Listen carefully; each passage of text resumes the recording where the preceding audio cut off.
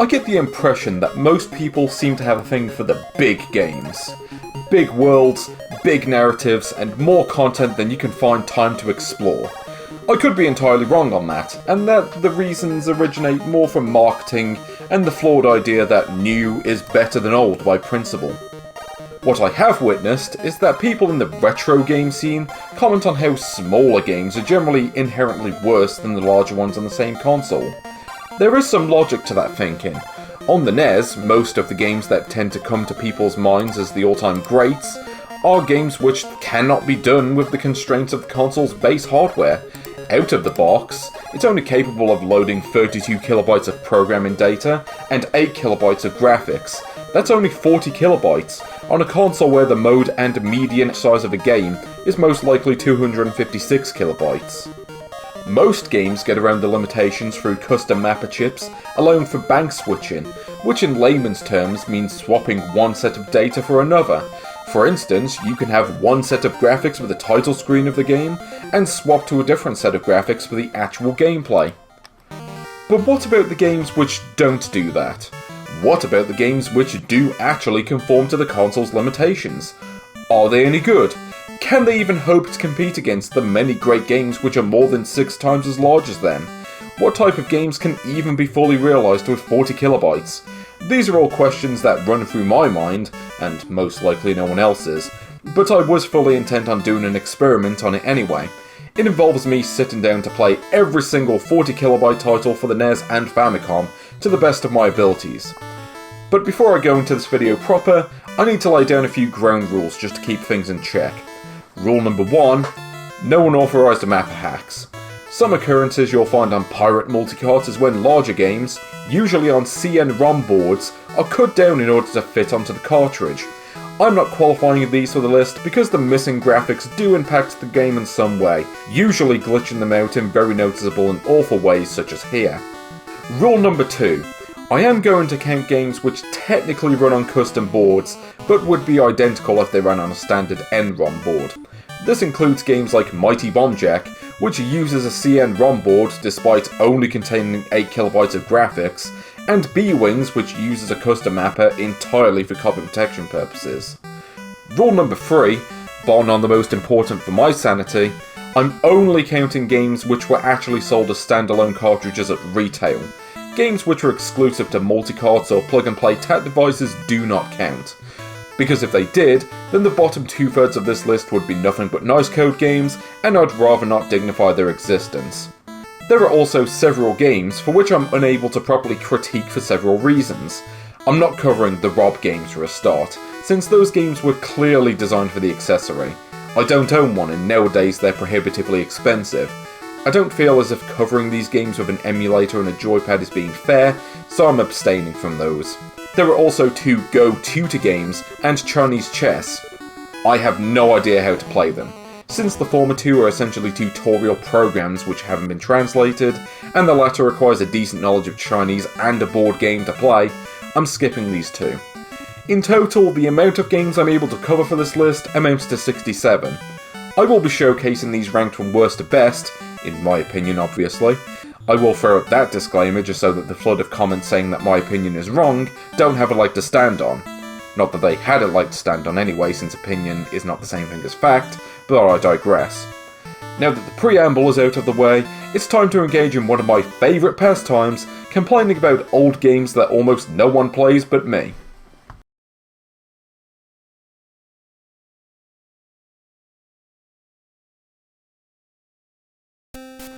Let me start by saying that I do like to challenge the status quo where I can.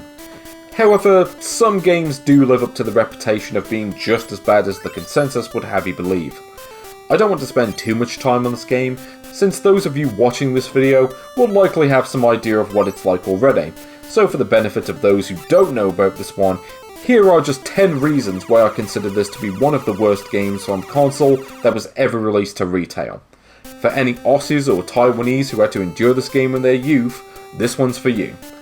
First off, the game design as a whole is just cryptic and nonsensical. I'm sure most kids who played it when it was new had no idea where to go or what to do, considering that progressing through the game involves kicking trees to collect fruit.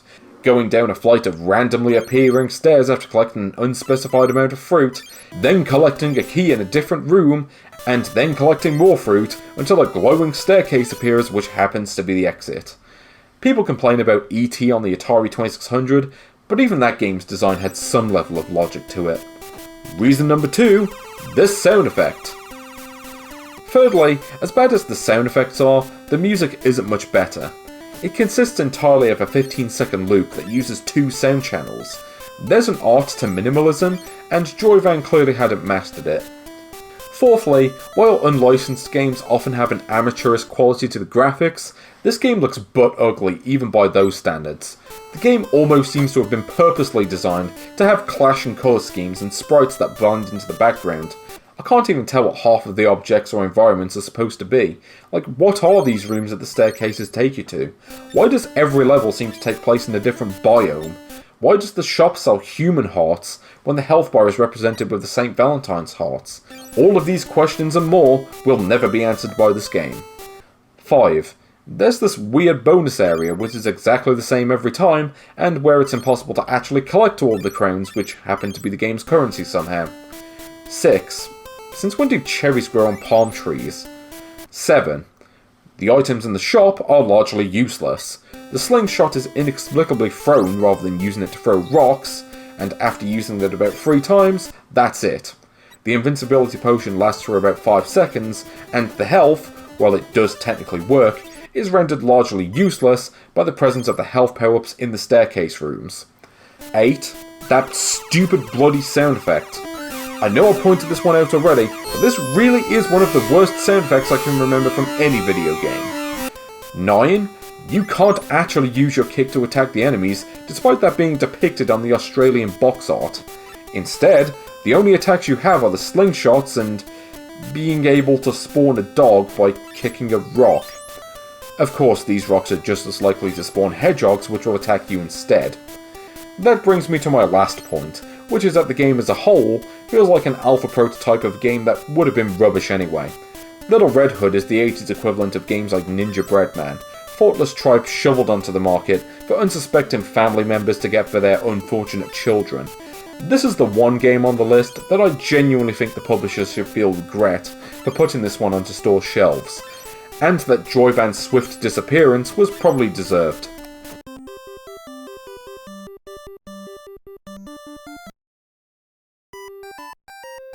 Here's one that some of you may recognise from the somewhat infamous Caltron 6-in-1. As I said, I'm not covering games in which the publisher had exclusively released the games on multicarts. Unfortunately in this case, all of the games on that cartridge had previously been released as standalone titles in Asia. Balloon Monster is a blatant rip-off of fun arcade game Pang, and no effort was made to actually change up the concept. Those are clearly still bubbles you're shooting at, and that title screen is fooling no one. Everything that made Pang fun to play is missing from this game, including the power-ups, the 2-player mode, and anything resembling playability. Popping the bubbles is far more difficult in this game, mainly because your harpoon has been replaced with a standard gun. The problem here is that while the harpoon would leave a trail which would pop the bubbles if they came into contact with it, the bullets shot from the gun do not. This means that you have to stand directly under the bubbles in order to hit them. What makes this particularly awkward is that these bubbles appear to be much heavier than the ones in Super Pang. They bounce lower as compared to that game, giving you less time to shoot them, and consequently giving you much less room for error. Strangely, this of all games actually has several revisions. The version shown here is the final version, presumably the least bad out of all of them. The original version doesn't even contain any music. The graphics are less repulsive than those found in Little Red Hood, but there is a distinct lack of effort on show. The stages all have a black background with a few repeating tiles used for the edge of the screen. I know that trying to make interesting environments is difficult with only 8 kilobytes to play with, but don't tell me they couldn't put a basic pattern in there. There are quite a few blank tiles in the PPU that they could have used, but that would have also required some effort. As if that isn't bad enough, there are also some very evident bugs. The most annoying of these is that on multiple occasions, I couldn't fire my gun at all and had to sacrifice a life in order to continue. I know for a fact that I was meant to be shooting here. You can see the character's head jutting up and down. Also, during screen transitions, the game will occasionally cut to a black screen, requiring you to press the start button to continue. I think that was the game's way of telling me to stop playing it.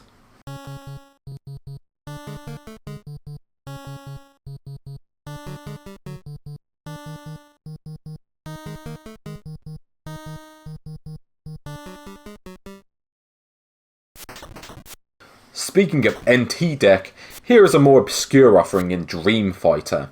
This has to be the most bare-bones attempt at a fighting game I've ever seen, and I'm not joking when I say that Urban Champion has more strategy to it. While the background graphics aren't too bad, there's no background music and barely any sound effects, which creates a rather barren soundscape to say the least. As you can see, the animation is very choppy and lacking in frames. If personal experience is anything to go by, the gameplay has no strategy, and it comes down to mashing buttons and jumping constantly. What you can't see in this video is that there are opponents later on who can shoot projectiles at you, and since you can't, it takes an already miserable playing experience and makes it downright unfair. Remember when I said that Urban Champion has more strategy? Well, in this game you have two moves, a punch and a kick. You cannot combine the two, and you cannot attack while ducking or jumping. To make things even worse, the punch and kick appear to be identical, except that the kick has more range, meaning that you've only effectively got the one move.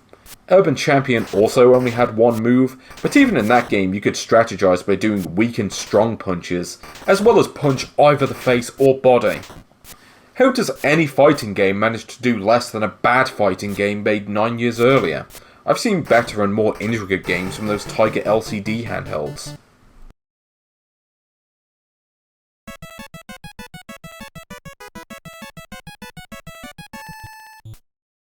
You're not just here to watch me complain about bad unlicensed games that almost no one has bothered to waste their time with though, and indeed there are plenty of terrible official games to go around too. Here's a prime candidate from 1985, courtesy of Pony Canyon, and inevitably, Micronix. The nicest thing I can say about this one is that Micronix somehow went on to make even worse games after this, which is actually kind of impressive. The first thing you'll likely notice is the 10-second cacophonous loop which passes for music. Now, this could easily be misconstrued as a complaint, but I see it as an excellent representation of the horrors contained within, and a warning to those who play it that this is not going to end on a positive note. If you can look past that and actually try to play the game, you'll find what I can best describe as a twisted, evil version of Heiankyo Alien. I don't like that game when it's done well, and when it's done badly, you get one of the most excruciating experiences the Famicom has to offer. It's somewhat unique in how it's able to take such a simple concept and make it confusing to understand, much like some of the more abstract Atari 2600 games. I had assumed that the idea was to go around and collect the various items, but no matter what I did, I never actually seemed to make any progress. The game says level 1 at the beginning, but it never explains what your objective is, or how to go about doing it. What you're actually supposed to do is to rescue a kitten and take them back to the start of the level, but I sometimes spent minutes per life wandering around the level, and I wasn't able to find them at all. According to other people's accounts, the kitten spawns in a random place on the map, and if they happen to spawn somewhere awkward, it can make the levels impossible to beat through pure skill. At least that's how it seems to me anyway. The enemies are somewhat aggressive, but their patterns are also random, so avoiding them consistently is close to impossible. To compound the issue, you also can't jump to avoid them when you have the kitten following you, which means that you'll often end up being SOL. You can collect a fish as a power-up, which makes you invincible to dogs and gives you a burst of speed for about 10 seconds. However, given the distance it takes to get from the fish to the starting location, this isn't worth it. What makes it especially not worth it is that doing this spawns a fishmonger, who you can't trap in the holes, and who will chase you down until you're dead. You can't despawn enemies by scrolling them off the screen either, so the one power-up in the game is little more than a beginner's trap. For the record, there's no footage of me actually beating the first level, because this game isn't worth the effort it would take for me to record that.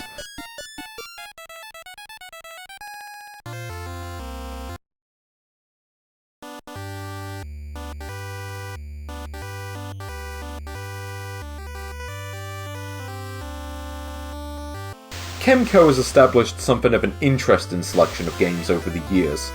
For several console generations, they really seem to have a thing for Western PC games. This goes all the way back to their first console game. Doughboy was originally a Commodore 64 game by Synapse Software, and while I can't say if that version is any good, I can tell you that the Famicom version is almost unplayable. The frame rate is among the worst I've come across in any 2D game, and the movement is so choppy, I actually had a hard time positioning myself where I wanted to. You do have a gun, but inexplicably it's actually easier to kill soldiers just by running into them. The game is so poorly made that up until halfway through the recording session, I just assumed it was a bug. You might wonder why you're going around collecting what appear to be bricks and blue dustbin lids, and this is because they're actually weapons that you have to use to traverse the later levels. Level 2 has you trying to blow up what appear to be lampposts that also happen to be next to a river for some reason. This is where your secondary weapons come in, and it's also to the point that the controls go from being poor to inexcusable. You use the A button to fire your gun, so you would expect to use the B button to use the secondary weapons, and the select button to switch between them. Or would that just be too easy to figure out? In reality, everything is done with the A button, meaning that to shoot your gun, you have to tap the button. To switch secondary items, you hold the button for about a second while standing in place. And to use the secondary weapon you have equipped, you have to hold it again, and then move the D-pad in any direction. I know the Commodore 64 joysticks only have one button, but there's no excuse for this on the Famicom. The B button appears to do nothing, and the start and select buttons bring up different pause screens. Why would you ever need more than one? Once you figure all of that out, you might be able to knock over these lampposts and make your way to the other side of these rivers. Walk into this random corner and you'll be taken to level 3, which is also quite nonsensical. My first assumption was that you had to blow up the tanks that appear on both ends of the level, and probably attack the soldiers too. That's not the case though. Instead, you have to blow up the barrels because one of them is hiding a key, and you use that key to go to level 4. On this level, you have a brick wall in the way, so how do you get past it? Common sense might tell you that with all the explosives you have, at least one of them could destroy the wall. As far as I can tell, that's not true, and I never actually figured out how to get past it. That's just as well anyway, since I'm sure there's nothing of interest beyond this point. Doughboy is a game where the title provides more intrigue than the game itself.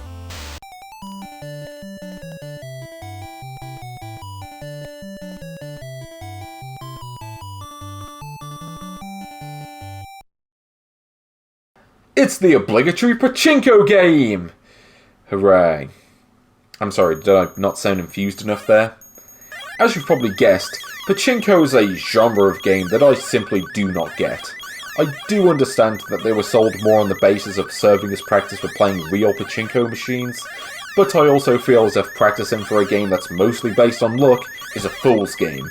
After all, the house always wins. I'm not going to go into the dubious nature of the appeal of pachinko itself, because this game doesn't deserve it. I'm not saying that gambling games are bad by default, but it's one of those genres where you really have to make the extra effort to make one which actually stands out and is still worth playing now. You can stick a load of random extra events and NPCs such as Vegas Dream. You can add a metric ton of options to play around with, add a goal to work towards, or at least go all out on the presentation. Famicom's idea of effort is to give you plenty of extremely similar pachinko machines to choose from, which I think is the only feature this game has. What you're seeing on screen is the entire game. The only point of interest here is a lengthy message hidden within the ROM, where a programmer goes on a rant about Toshiba EMI's mismanagement of the project, including some mandated changes to the sound design to the detriment of the game. They even left instructions on how to fix the sound, just in case anyone cared enough to do that. Whoever ported this game to the Famicom Disk System was not one of those people. Yes, this game was ported to the Famicom Disk System. In 1988. I found myself having more fun reading the rant than I did playing the game, a phenomenon which mostly existed in old European computer games of the day. The crazy thing to note here is the sheer amount of pachinko games which were sold during the 8-bit and 16-bit eras. One of the most prolific series on the Famicom is Pachio-kun, and the Super Famicom on its own has at least 70 pachinko games. Not 17, 70. Famicom is one of the most inessential games I can think of, and I'm just going to move swiftly on from it.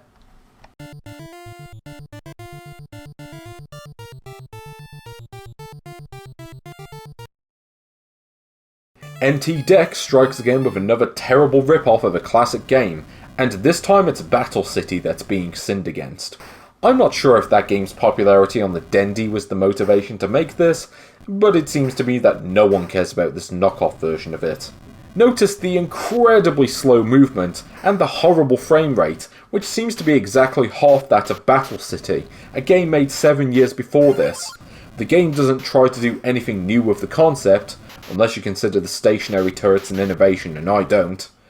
The tanks incessantly make a beeline towards you, and because your missiles are almost as slow as your tank, you'll find yourself having to constantly shoot down the enemy's blasts too. If you're being attacked by them from multiple sides, you're basically done for.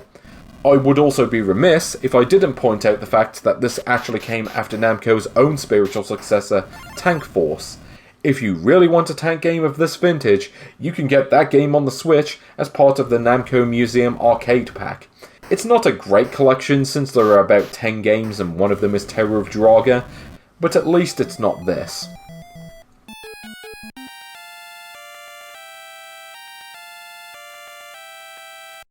I'll let you in on a secret at this point. I actually recorded the footage for all of these games in alphabetical order.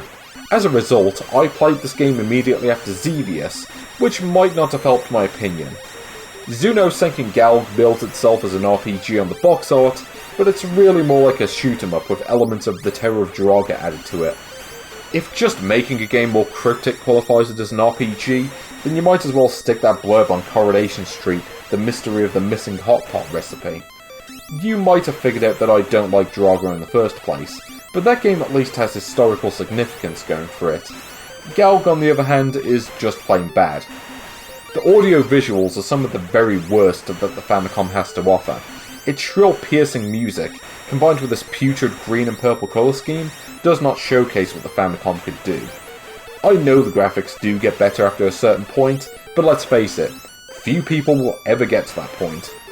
The game is also incredibly difficult to the point of tedium. The goal is to collect 100 nondescript parts to destroy whoever or whatever Drag is. You do this by collecting these parts in the various levels, but most of the levels only contain one part. What this means is that you have to play dozens of levels, and if online playthroughs are any indication, this will take a minimum of about an hour and a half. What makes this game so difficult is that you get 3 lives and no continues, and one hit from anything is instant death. To put this into mathematical terms, if you can collect roughly 30 parts for every life you expend, you'll run out of lives before you collect enough of them.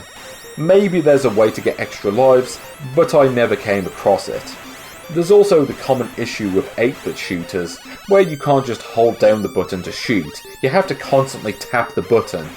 I don't know if this was done to make the game more challenging, or if they had to deal with the turbo controller manufacturers to sell more controllers, but it sucks, and I'm glad that this design choice was largely dropped in the 16-bit era.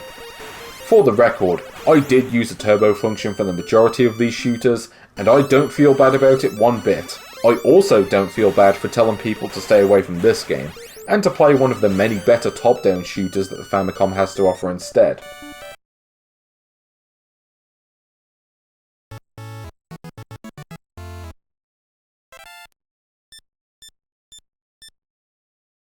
Here's a trio of games that I was considering excluding from the list for the simple reason that while the games up to this point have all been awful, the sheer uselessness of these particular games by today's standards should be more obvious than most.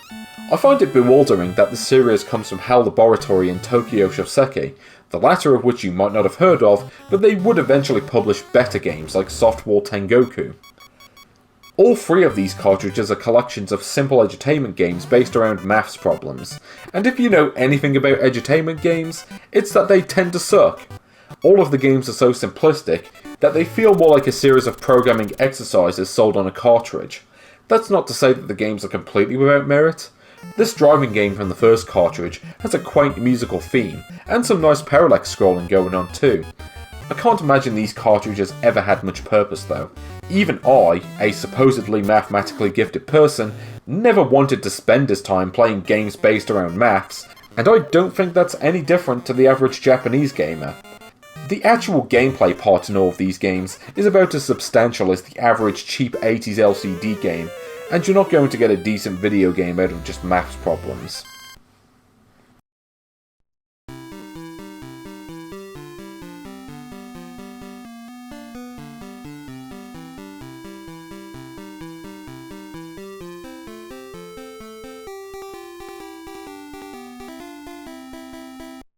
Have you ever wanted to play a variation of that Snake game that used to come on mobile phones, but with really irritating music? Didn't think so. Speaking of irritating music...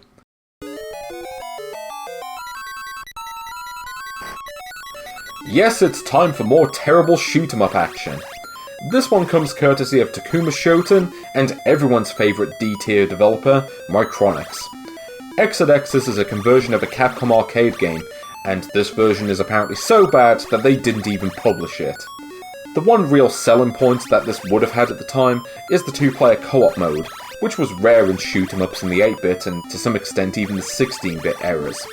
Of course, this game has nothing on Legendary Wings, Super Swiv, or Special Cybernetic Attack Team. The audio visuals are best described as unacceptable.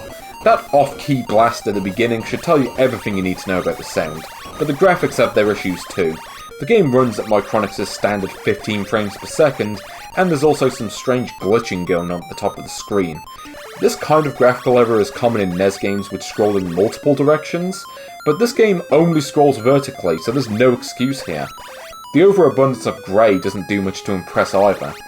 Confusingly, this game uses the A button to shoot, despite the fact that Micronix's previous game, 1942, assigned it to the B button. This might seem like a minor point, but it throws me off every single time, and it bugs me way more than it probably should. It's the equivalent of playing any platformer on the NES that uses B to jump. It should also be pointed out that the overall objective of the arcade game was to score 10 million points, and doing this would cause the game to end. This feature wasn't carried over to the Famicom version, meaning that the game loops endlessly with no actual point. There's no incentive to play to an ending since there isn't one, and it also doesn't work as a score attack game because in this form, it's a lot more than a bad knockoff of Xevious. Given that the Famicom version of that game was released over a year earlier, it shows just how far Micronix was behind the curve.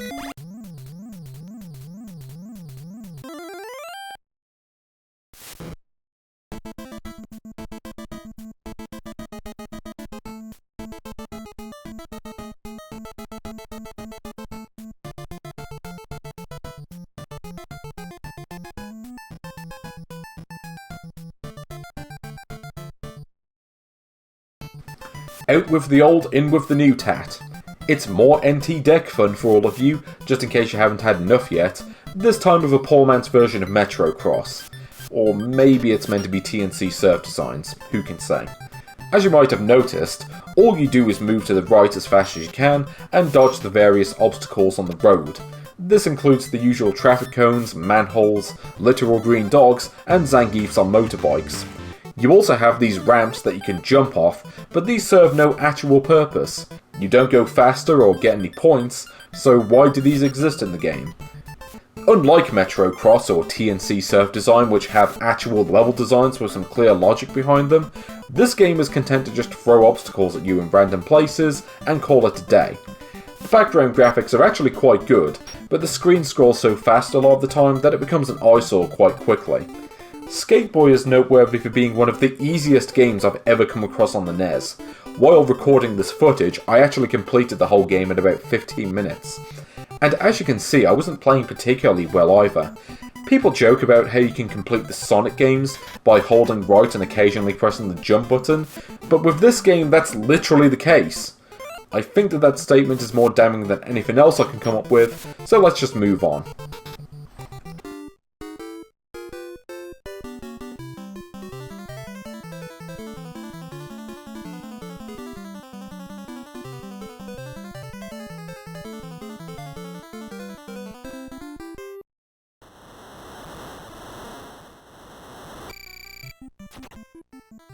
It's taken about 15 games, and I think that they're just barely reaching the plateau of being functional.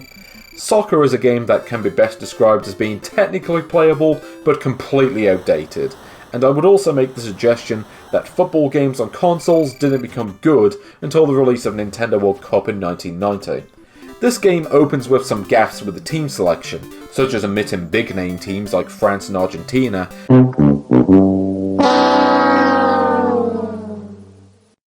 and it also features a unified British team which doesn't exist in any major tournaments. Aside from that, the game doesn't look too bad at first glance. The animation is decent, and I do appreciate that the developers tried to stick to the rules of football. I wouldn't expect a game made this early to include the offside rule, but here it is. What truly kills this game is just how slow it is. You see, I like my sports games to be fast-paced and arcade-styled, and this game strives to be the complete opposite. This less resembles the World Cup, and more like the All Priests 5-a-side over 75s indoor challenge football match against rugged Ireland. Not only is the game being played in slow motion, the players literally have to plant themselves every time they kick the ball. On top of making the game tedious, it also gives the defending team a huge advantage, since they can casually saunter to the other player and take the ball off them. As if that isn't enough, goalkeeping is quite easy to manage too. Just put the goalie in front of the red arrow, and they'll save the ball every time. These factors make it almost impossible to score against a high-level AI or a decent enough player, and thrashing the low-level computer with constant shots from the edge of the box isn't fun either. If somebody made one of those Goal of the Month segments on this game, it would probably look like this. Goal! Yes, yes, yes, yes, yes, yes, yes, yes! That was a goal! Goal! Striker! Twat! That was liquid football! Shit! Did you see that? He must have a foot like a traction engine! Goal! Soccer isn't the worst game, or even the worst football game, but it is a remarkably weak entry in Nintendo's Black Box series. I'm not kidding when I say that I would rather play a two-playing game of Donkey Kong Jr. Maths over this.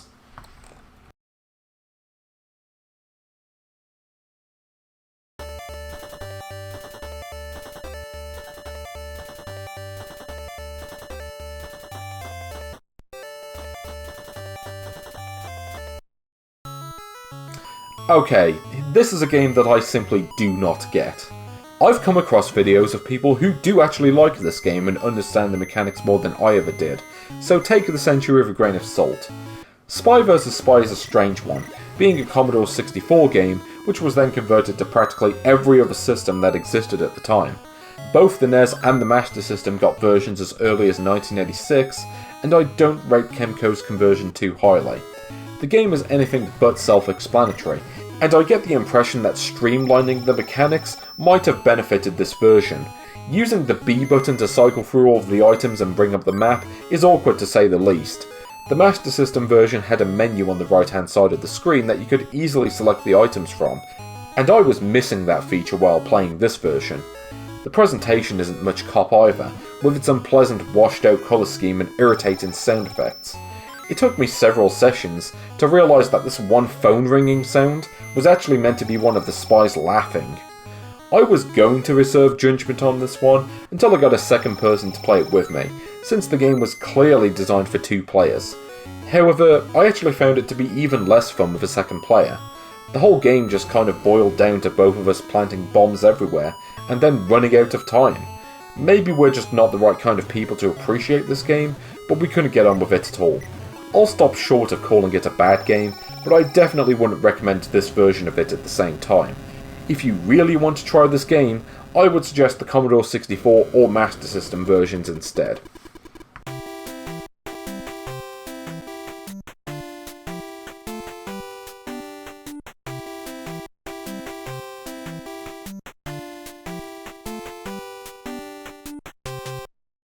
Here's one of the more high-concept games you'll find on this list. Of course, it's also one of the more infamous ones you'll find on this list. Apparently Bandai and Tosei decided that the world needed a game about a new cherub with a giant gob who flies around eating any food he comes across, and he's being attacked by dogs for some reason. Of course, like many early Bandai games, this is the result of the game being localized for an American release, and a particularly strange one at that. In Japan, this was originally known as Obake no Kyutaro Wan Wan Panic. Look, I tried. I don't speak Japanese, so give me some slack. Anyway, I have no familiarity with the source material myself, but I'm sure this made a lot more sense to fans of it at the time. I do know at least that the protagonist is a ghost who has a big fear of dogs, hence why they serve as the enemies in this game. The controls actually aren't that bad if I'm being honest. You do have to use the B button to jump, but this was the first side-scrolling platformer to come after Super Mario Bros., so I can live with it.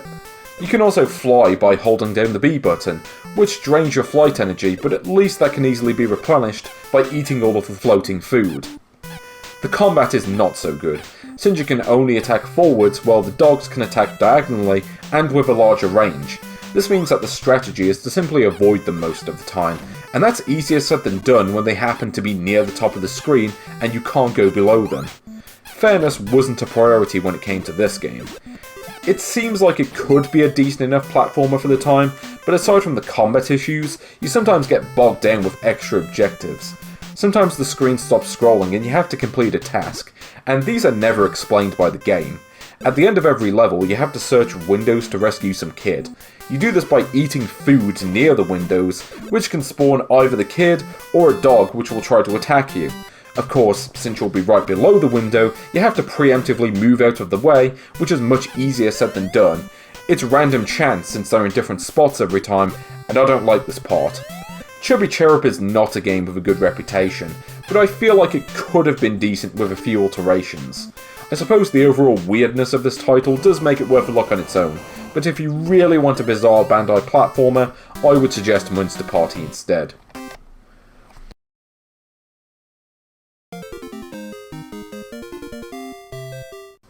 One observation that I've made with playing a lot of early Famicom games is that most of Hudson Soft's games from this time took no prisoners. The surprising thing is that a good handful of the games in question just aren't very good, such as Doraemon or Mickey Mouse. Ninja Hattori-kun is an odd one, because it was actually quite well received upon its original release in 1986. I don't know if that's an opinion that's stuck over time, but it's incredibly rough trying to play it in this day and age. It does have some elements going for it, such as the nice jaunty soundtrack which plays throughout. There's a fair few different enemy types, and the level designs have some variation going on too.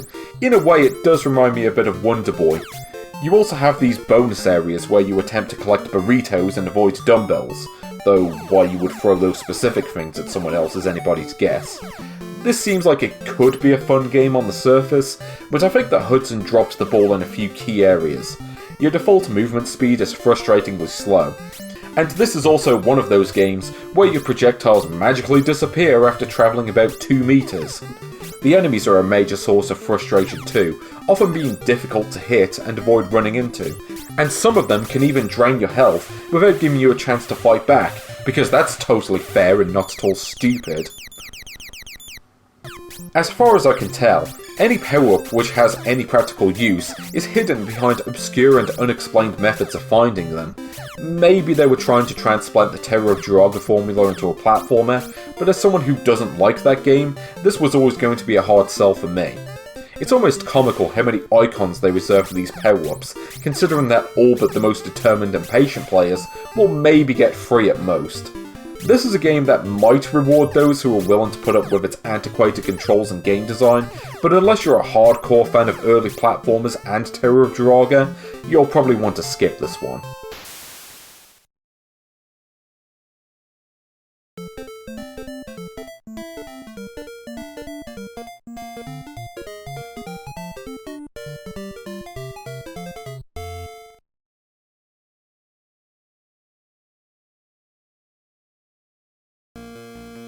Fexter is an interesting game for a few reasons. It's a conversion of a classic computer title by Game Arts, and it's actually the console debut of Square. This is not a good game, however, at least not on the Famicom. Square wouldn't really establish themselves until they released much better games such as Rad Racer and Final Fantasy in 1987. I should point out that this conversion was actually made by Bits Laboratory, who would go on to make such classics as the NES version of Ghostbusters and High Leg Fantasy. The graphics are plain, as you might expect from those credits, but that might work in this game's favour. The dark colour scheme and abstract environments give an oddly oppressive feel, which I can appreciate in this context. The soundtrack also carries over the theme from the computer versions, and while I've heard better renditions of the song, it does fit the game quite well. The game takes the idea of the standard transforming mech-based shooter and sticks it into a maze. The challenge comes from figuring out the optimal ways to get from point A to point B without being overwhelmed by enemies or just plain getting stuck. I actually quite like the level designs, because it's difficult, but the levels are never too large or cryptic to navigate. There's just one problem. The game has an aiming system in which your shots are constantly being fired at every single enemy that are on whichever side of the screen you're facing towards. This includes any enemies which are being protected by walls and floors, and you'll constantly run into situations where an enemy is chasing you, but your shots seem to go everywhere but at the enemy. You know how some early turn-based RPGs have your characters trying to attack an enemy that's already dead, meaning that they effectively waste their turn? I suppose this is like the action game equivalent of that. It's a shame, because had the game been retooled to only aim your bullets at enemies that you can actually hit, this might have actually been quite good. This one problem cripples the entire game, forcing you to flee from enemies much of the time, and that just isn't fun to me. As it is, I'd say look into the home computer versions of the game instead.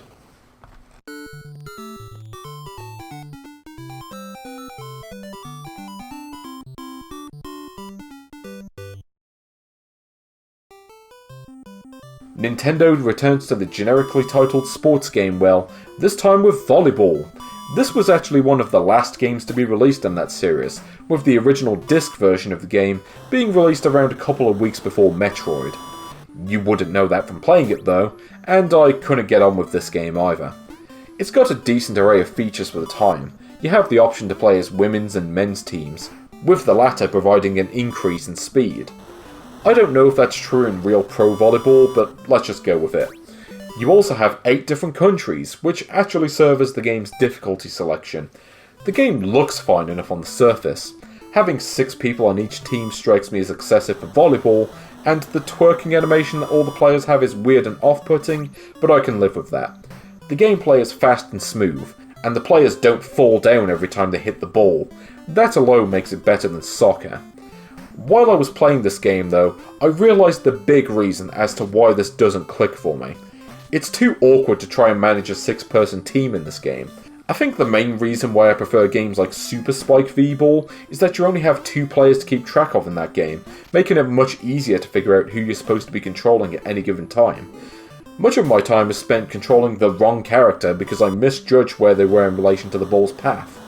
This isn't helped by the strange perspective the game takes, which heavily skews the left side of the playfield.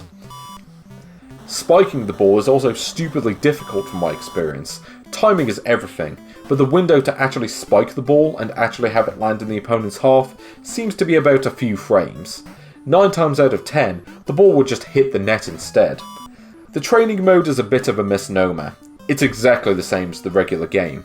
The only difference is that the AI makes many more mistakes. I was actually able to win on this mode, as opposed to the main game where I managed to score a single point. I also don't like the fact that it's best of 5 rounds, since it takes a while to do just 1 round. Honestly, 1 round is long enough for me, and there really should have been a setting to adjust the amount. This might be a game worth playing if you particularly want an indoor volleyball game on the NES, but if you just want a fun volleyball game, I would suggest Super Spike V-Ball instead.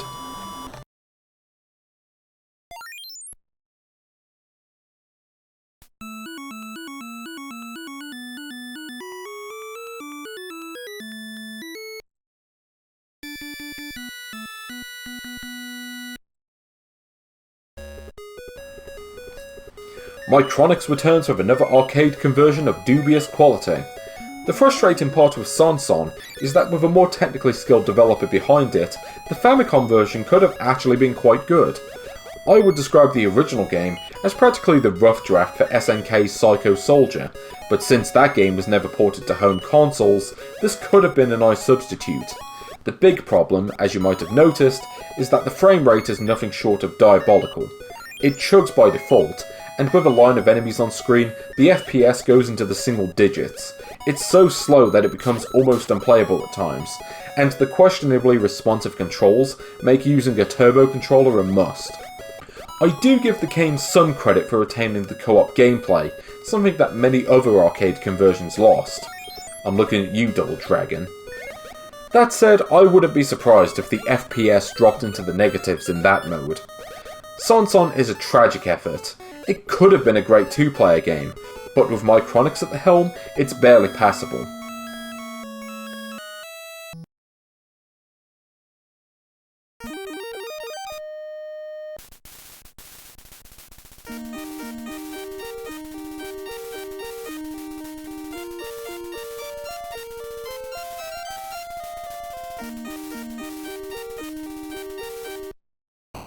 Ah yes, the first of several Saturn games we're going to take a look at.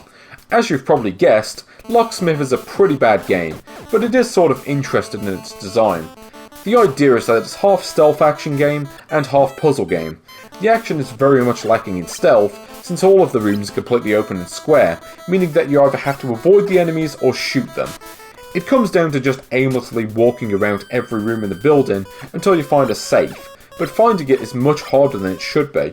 Firstly, you can enter doors in the 4 cardinal directions, but there's no indication as to whether there's a door on the bottom of the screen. The first time I played it, I got stuck because I just assumed that there were no doors at the bottom of any of the rooms. Secondly, there's no in-game map, or at least none that you can normally access. There was one programmed into the game, but you can't access it unless you run the game on an emulator and use the name table viewer. Without that, you're practically a rat trapped in a maze, and since the levels gradually become larger, this becomes tedious very quickly. The puzzle sections, well, they exist. Your mileage may vary, but I don't like them. It's all about sliding pieces around until they are all arranged into lines, but I could never figure out any sort of technique to solving these. They're reminiscent of those sliding tile puzzles, and speaking as someone who actually does know how to solve those, I can tell you that they're mind-numbingly boring, and I doubt that this is any more compelling. The irritating lullaby tunes don't exactly improve things either. What this game reminds me of most is the James Bond Jr. game for the NES, which would be released in the following year. I'm not a big fan of that game, but it is far better than this one. At least that had the benefit of Neil Baldwin doing the soundtrack.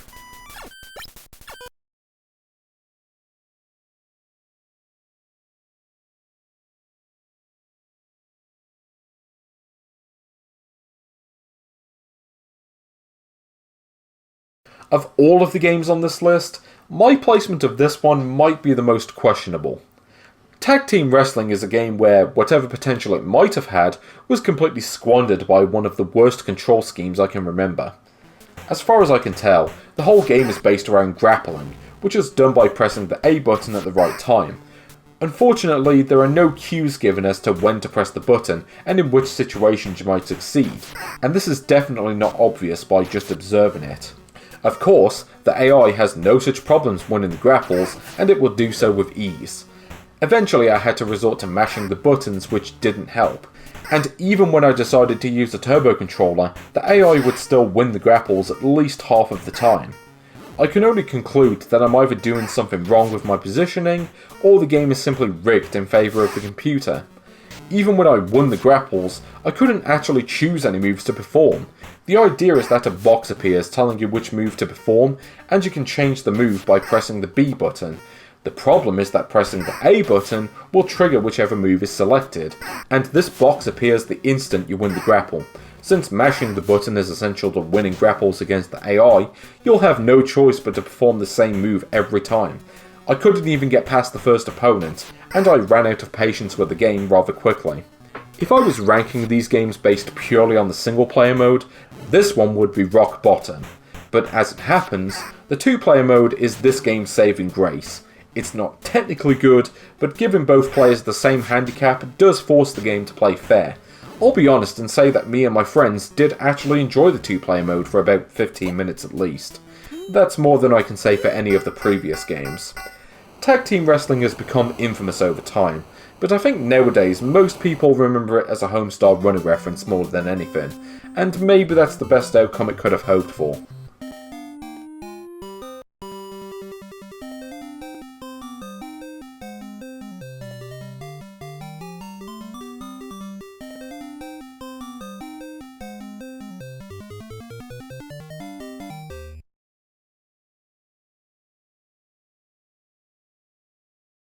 Now we get a game whose title presumably rhymes with Caltron, which is a bad sign if this video is anything to go by.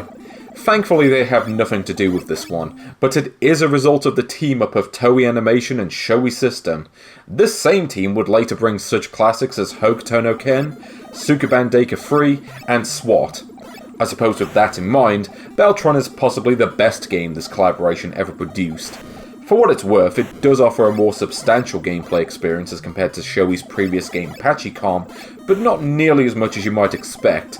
Beltron is actually a very bare-bones game, even by the standards of early 1986. Going into this game, I'd previously written it off as a poor man's version of Defender 2, but that's not true. It's actually more like a poor man's version of Scramble, which is pretty poor considering that it comes a full 5 years after that game. It does add a couple of elements from Defender 2, but to little effect. You have a warp function which sends you forward an indeterminate number of screens, although I have no idea what the purpose of it is. You can also turn around and start flying to the left, though this is made awkward by the fact that you have to move towards the right edge of the screen, hold the B button, and then press left. As far as I can tell, the only reason to do this is if you miss a target that you want to go back and hit, but it's probably not worth the effort. I couldn't really find any incentive to destroying every target in any case. For what it's worth, I did try the pitfall trick of going to the left as soon as I started the game, but all I found was an endless tunnel with nothing in it. Eventually I ran out of fuel, so you're obviously not supposed to go that way. What doesn't help this game's case is that it looks forward to the late 2000s in the worst possible way, by having the colours done almost entirely in grayscale, with some brown and dark blue thrown in there for good measure. Scramble had that classic neon colour scheme which was indicative of the early 80s, and that definitely has a lot more charm to it. This is a game that I only put this high up because the game design is largely competent, and most of the games up to this point I felt just didn't offer that. It doesn't stop it from being a turnip casserole of a game, however.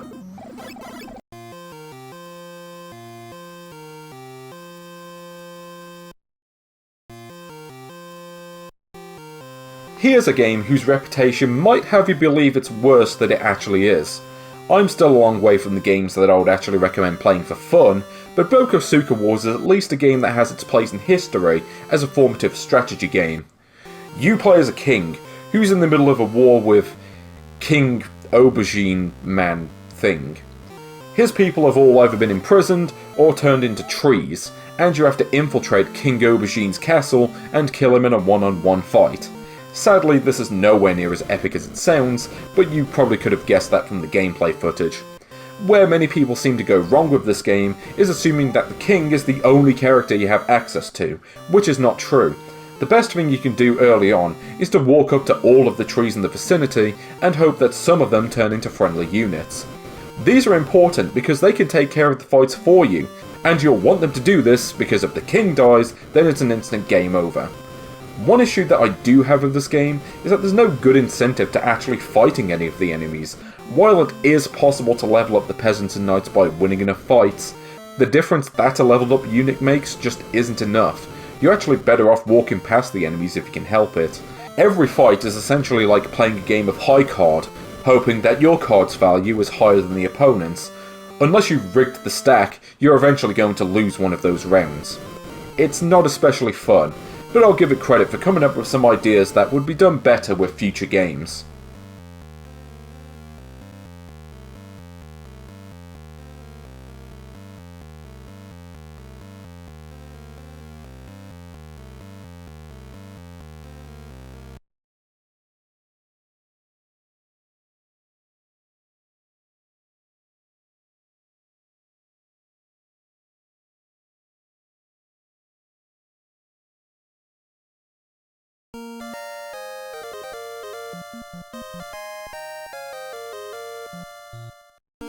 Here is a game that I think can best be described as being in the right place at the right time.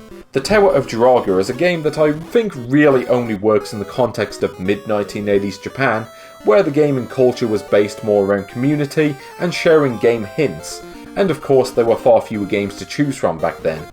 Now, I know that this game continues to have a fan base to this day, but I'd be lying if I said that I fully understood why. It was definitely one of the most substantial console games back in summer 1985, and the game does feel as if it fits better in the home environment. It's not about trying to get a high score, it's about figuring out all of the cryptic objectives, which you have to complete to get all of the items, and have any chance of getting to floor 60 and actually finishing the game. I've never gotten close to that, and I really can't imagine that most people going into this one would even consider playing this without a strategy guide. Even the Namco Museum arcade pack has a hint button, which flat out tells you how to get all of the items on each level. I actually recommend playing that one if you happen to own that version. As for the Famicom port, it was probably a good game for the time, but nowadays I can only recommend it as a historical curio, or if you're simply looking for the hardest games available for the console. It's certainly up there with the likes of Battletoads and Ghosts and Goblins for me, if only for the cryptic and unforgiving nature of it all. It's a hugely influential title, for better or worse.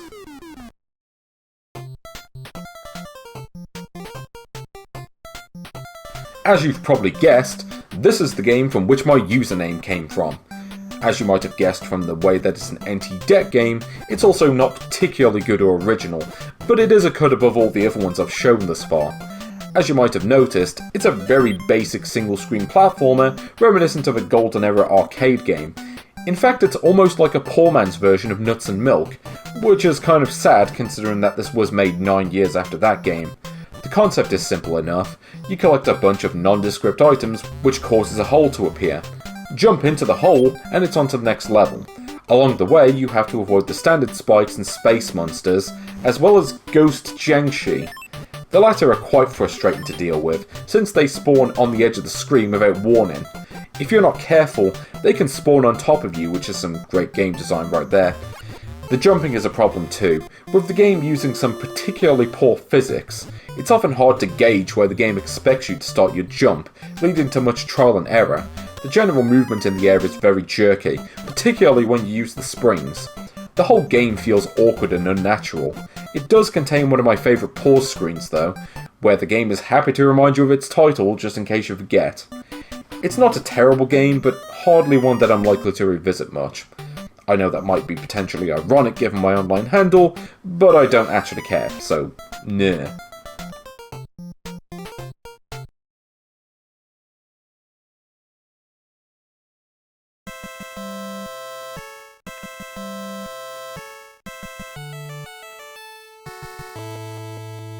Now it's time to have a look at Gamos. I did look up the pronunciation of this one for the video, and according to the katakana on the box art, that's how you pronounce it. The more you know. I've also heard that this art is infamous in Japan for whatever reason. I actually find the art style to be colourful and distinctive. It really stands out from everything else, which I think is important for a piece of any game packaging. Publishers in the 2000s certainly could have learned a lesson from this one. As for the game itself, we get an early attempt at a sprite scaling shooter on a console which has no sprite scaling capabilities in the hardware. The graphics are quite messy, but far from the worst I've ever seen. The way the enemies move towards you is problematic though, since much of the time I can't tell where I'm supposed to position myself on the screen to actually hit them. I tend to just fidget about and mash buttons in the vain hope that one of my shots will connect. I actually managed to beat a few levels with this strategy, and then I ran out of lives. The sound does little to impress. It starts with an obvious rip-off of the Star Wars theme, and then you get this irritating 2-second loop which plays through the entire level. I think that they were trying to recreate the Xevious soundtrack, a song so basic that even the Atari 2600 sound chip could do a faithful recreation of it. This sounds more like a Tiger R-Zone game, which has become sentient of its own sad existence, and has decided to rebel against itself. The highlight of this game is the boss fights, where you go up against a giant spaceship which always flies at a 45-degree angle for some reason. The huge sprite is actually quite impressive for the Famicom, especially in 1985. Of course it's the same boss every time, but it's more than I would have expected for this game. What's strange is that from what I've read online, apparently Micronix made this one, The title screen credits a company called Wixel, with this game being their only credit as far as I know. If this is a Micronix game, then I'd say it's actually one of their better games. Now there's a blurb that will be worth adding to any box.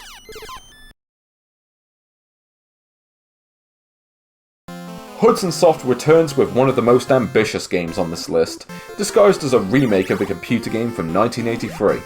Challenger is a game where you play as a poor man's Indiana Jones who has to break into a train to rescue Princess Leia, I think. Along the way you get attacked by generic goons and the weather.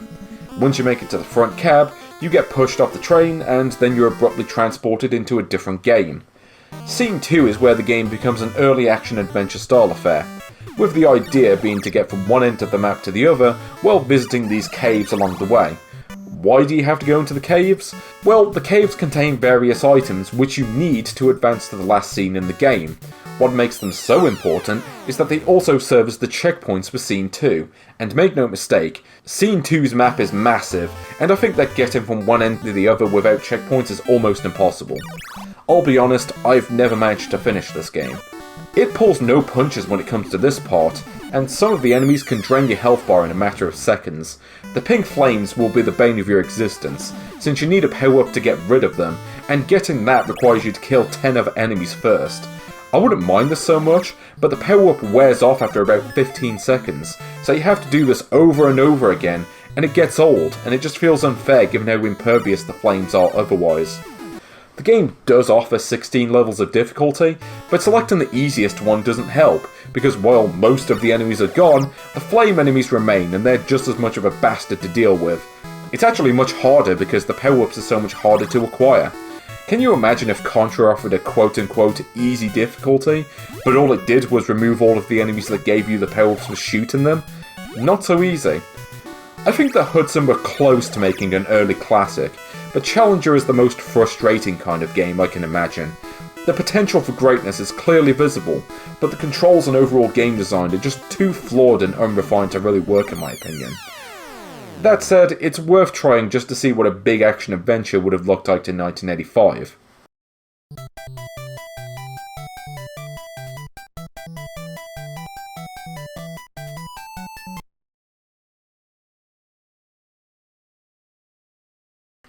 NT Deck makes one last appearance, and I think it says something when I think that their best game out of this lot is a Sokoban clone. Sokoban is not exactly a popular game amongst the circles I hang out in, and by 1991, the subgenre it created had evolved into much better games, such as Quirk and Adventures of Lolo. This is a fine enough interpretation for what it's worth, however. The music is nice enough, and while the graphics are somewhat plain, there is some detail, and they do at least try to vary it up a bit on the different levels. The game does try to make it more arcade-like by introducing a live system and a time limit. Not that it makes much difference. If you like these type of games, then maybe it's worth giving this one a go. For everyone else, you know what to do.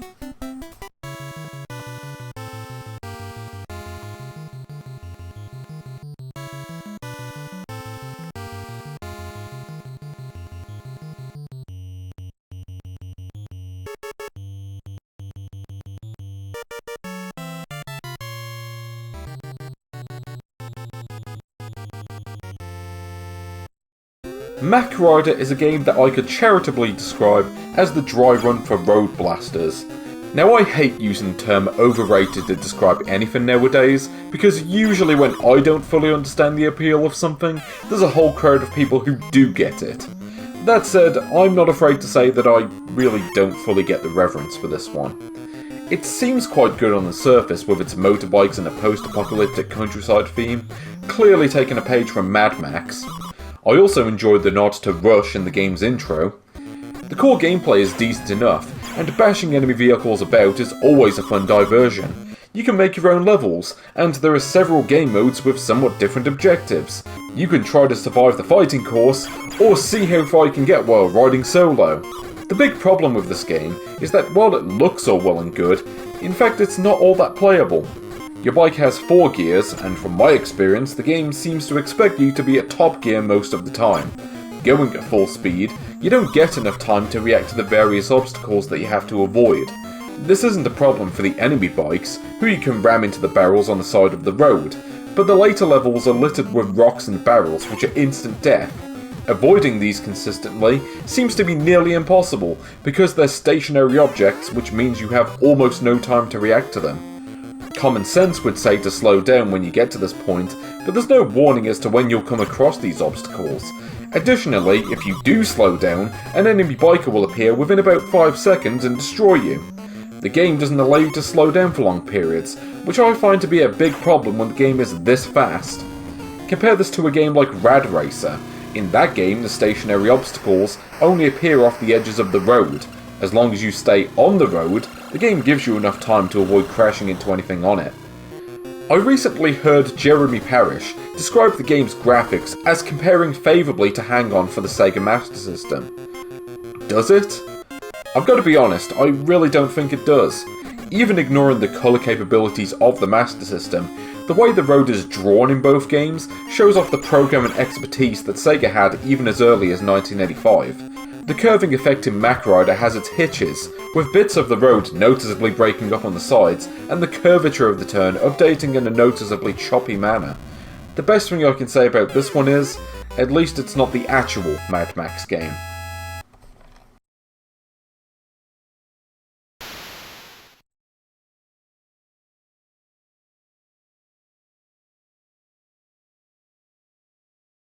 Let me preface this by saying that with few exceptions, I'm not really a fan of JRPGs.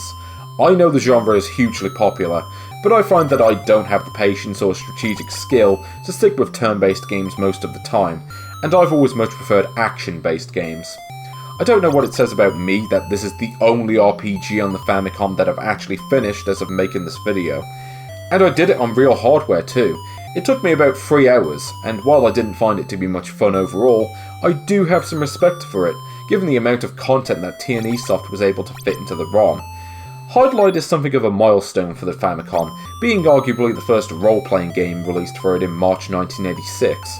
Of course, being such a thing does come with caveats, such as its dated game design that most people won't have the patience for nowadays. Indeed, American gamers circa 1989 didn't have the patience for it either. This is not a good game, but I also feel as if it's nowhere near as bad as its reputation would have you believe, at least given the context of the time. The combat is Hold on, can someone switch that music off please? Thank you. Anyway, the combat is quite simple, and it's based around trying to bump into enemies whenever they face away from you. I think that the briskness of the combat system is what makes this one more palatable to me, as compared to more critically acclaimed games such as Dragon Quest. Sorry to any Japanese viewers who may be upset with that revelation, but that's just how my brain works. While the core gameplay largely functions, it's rendered very tedious by the sheer amount of grinding that it forces you to do. Just getting up to level 2 requires killing about 100 enemies it seems. And while this seems to be a common issue for 8-bit RPGs, that doesn't make this any better. At least 90% of any given playthrough will likely be based on just trying to grind to get better stats. I don't know about anyone else, but this kind of gameplay loop just isn't fun to me. I want to spend my time looking for new areas and items to use, not killing the same few enemy types for hours on end. The grinding is required too, since the bosses are invincible unless your strength stat is at least a certain level.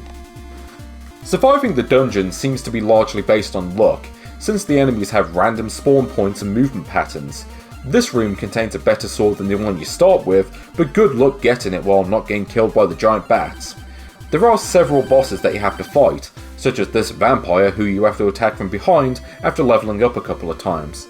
A particularly annoying one, which I didn't record for this video because it's near the end of the game, is a dragon who you have to take pot shots at while not getting hit by it, or the random enemy who just hangs around and gets in the way. One thing that I can credit TNE Soft for, however, is the save system. No Famicom game would contain a battery save for over a year after this, so alternatives have to be found. The 1985 Super Cassette Vision game Pop and Chips did have a battery save, but as far as I can tell, this required several D-cells. I can't find much information on the game at all, but I do doubt the practicality of this system, and there's probably a good reason why no other games followed its example. As for this game, there is a password system which unfortunately isn't half as good as it could have been. While it does keep track of whatever items you obtain over the course of the game, any experience you earn will be lost, which means that you have to grind for it all over again. What I found far more useful was the game's built-in RAM save. It's almost like a save state from a time where emulators didn't exist, and I wish that this feature was more commonly adopted in console games of the era. One thing that puts me off this type of game in general is the constant risk of losing one battle, and then losing tons of items and or progress depending on the game. I died many times while finishing this game, but at least I was never sent back too far when I died. That said, I did have to use a guide towards the end. There are about 15 items in the game, and you have to collect every single one for the game's final boss to spawn. While retrieving most of the items is fairly straightforward, that's definitely not the case when it comes to finding the fairies. There are 3 of them, and while the first one can probably be found with some trial and error, I seriously doubt that anyone was able to figure the last one out without a strategy guide. Cryptic nonsense like that was a common occurrence during the 8-bit days, and with this in mind, I'd suggest that this and many other games are best played with a strategy guide. After all, guides have been hugely popular since the 80s, and I don't think there's any shame in using one. This is not a game I recommend if you're just looking for a fun game to try out, but if you want to see how intricate a game running on the base Famicom hardware can be, then this is one that I do suggest looking into.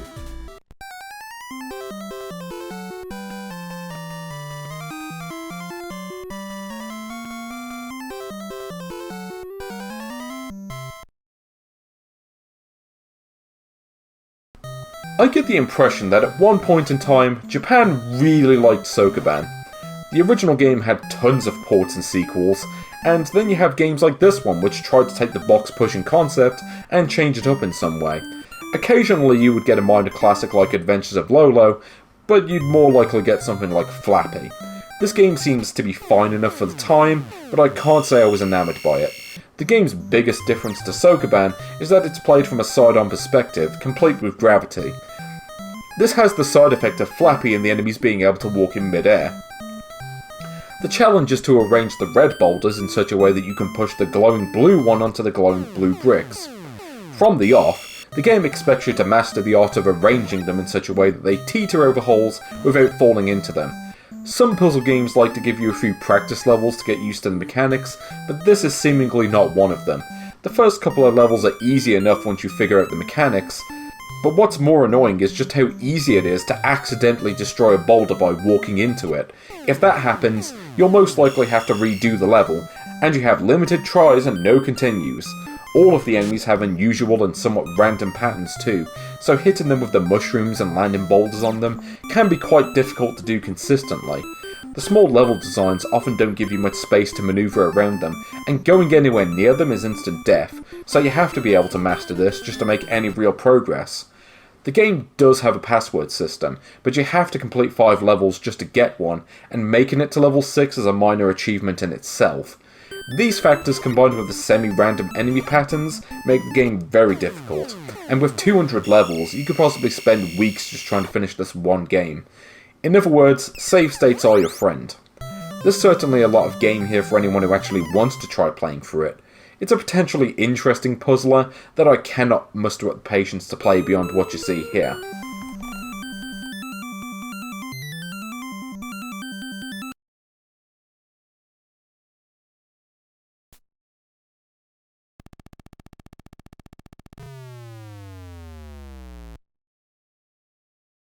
I think it says something that we're at the halfway point of this list, and we've reached a game that I would describe as, it's alright I guess. Micronix is back, this time with an arcade conversion that Capcom decided was actually worth publishing. This was their first game for the console, and doesn't really represent the quality of their later in-house works. Even amidst the roughness of this project, there are glimpses of Capcom's forward-thinking game design. The game actually features a decent variety of power-ups, and I think it's the first game on the Famicom which uses the B button to shoot, which would soon become the standard on the console. It also features a few bosses which take up most of the screen, something which wasn't all that common at the time. What surprises me about this one is how forgiving it is. It gives you infinite continues which you don't even need to enter a code for, and that was quite rare for the time. The biggest challenge to beating this game is having the will and persistence to play for 32 levels. I actually beat this game once, and I wouldn't recommend it, at least not for this version. By the time you make it a quarter of the way into the game, you've already seen everything. The lack of variety is a problem, since all of the bosses are the same, and the levels provide slight variation in the enemy placement and nothing else. Of course, the elephant in the room is the sound quality. I'll throw out a take and say that the music in the arcade version was honestly kind of poor to begin with. Marching band tunes just don't work in chiptune form, and they especially don't work with Micronix's sound driver, which turns it into a mess of noise and shrill beeps. I can't call it the worst soundtrack they've ever done when XZX's and On Yanko Town exist, but that's just how low their standards are. That odd glitching effect at the top of the screen in XZX's is also here, unsurprisingly. It's worth pointing out that in North America, Capcom published this game at the same time as the more solid in-house project Commando, and Ghosts and Goblins, a game that I don't even like, but I will admit does at least offer more content and replay value. It's a decent shooter, but it's also possibly the worst version of it.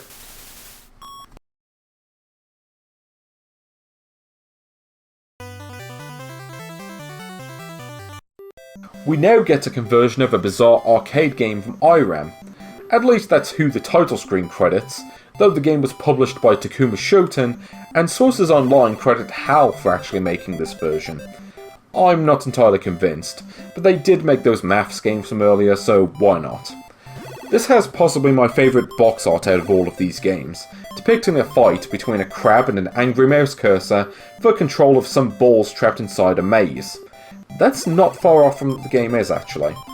The idea is that you control two mouse cursors with the D-pad, with the second one responding to your movement with a delay of a few seconds. You have to swap the contents of the boxes by manoeuvring your cursors so that they hover over the boxes that you want to swap at the same time. For instance, if you want to move the balls on the top left box to the bottom right, you have to move the mouse cursor to the top left box, and then press the A button before the other cursor moves away from the bottom right. It can take a bit of time to learn, but it's not that hard to understand from my experience. To actually beat a level, you have to earn a certain amount of points by moving the balls into boxes where they eventually fall out of the bottom of the screen. The further to the right they are when they go out of play, the more points you get. Essentially, you'll want to move as many of the balls to the right-hand boxes as you can, and always make sure to avoid the bottom left box at all costs. If any balls happen to end up in that one, the crab from the box art appears, giving you about 5 seconds to empty the box before the crab cuts the red line and you lose a life. It's kind of obtuse going in, but it's actually kind of fun once you know what you're doing. There is one issue that I ran into, however, the difficulty. The first 2 rounds are actually quite easy after a bit of practice, but then round 3 ends up being a brick wall. Going from 60,000 points to 100,000 seems like it shouldn't be too difficult. But here the game goes all out on trying to fill as many of the boxes in as it can. I always find myself in a situation where there's a set of balls in the bottom left box, and without any empty boxes I can move them to. Maybe it's just me being rubbish, but I couldn't beat this level at all. It's definitely a game worth playing just for how strange it is. I can't guarantee that many will like this one, but I do have an odd appreciation for it.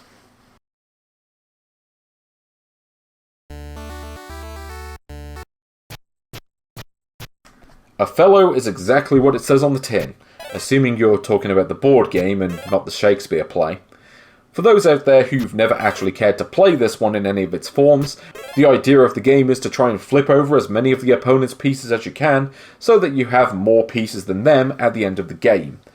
You do this by placing a piece on an empty square of the field, which forms a line with another one of your pieces, so long as an opponent's piece comes between the two. And that's about it, really.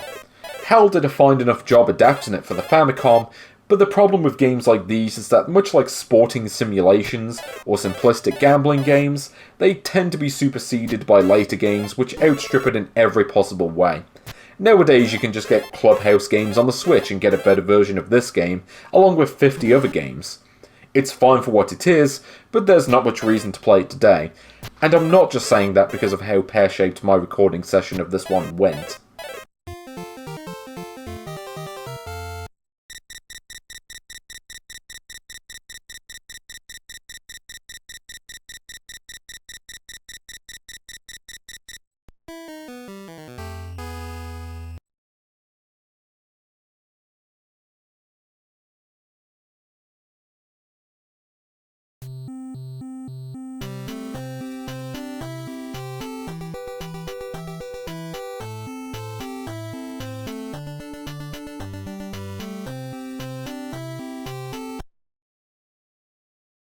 Here's a funny one for you. An edutainment game by Sachin which I got a lot more fun out of than the Keisan game series from earlier. As you can plainly see, the game cuts the pretense and is literally just a series of maths problems. What's interesting about these problems is the difficulty, ranging from questions a kindergarten can solve to problems like this which only an idiot savant could solve without a calculator. Of course, a Sachin game can't go without some jankiness, such as this question. Yes, an algebra equation which only contains numbers and no letters. According to this game, 8 is now 25. That's number one. Well, the game is called Magic Mathematic, so I assume that this is where the magic comes into play. You might ask why this game isn't much lower on the list, and as it turns out, Magic Mathematic does have an ace up its sleeve. It's not just a series of maths problems, it also contains a Mahjong Solitaire style game. You have a set of tiles with a full range of digits, and you have to match them up in such a way that at least one of the equations on the right hand side of the screen is correct. On the first level, the numbers have to add up to 9 when you match them, so if you want to get rid of a 2, you have to match it up with a 7. Maybe it's just me being a fan of the Shanghai games, but I actually like this mode quite a bit, and it might be worth playing this game just to play this variation on Shanghai. The best video game title of this video award goes to Astro Robo. This is one that I've looked forward to more than most of the other games so far.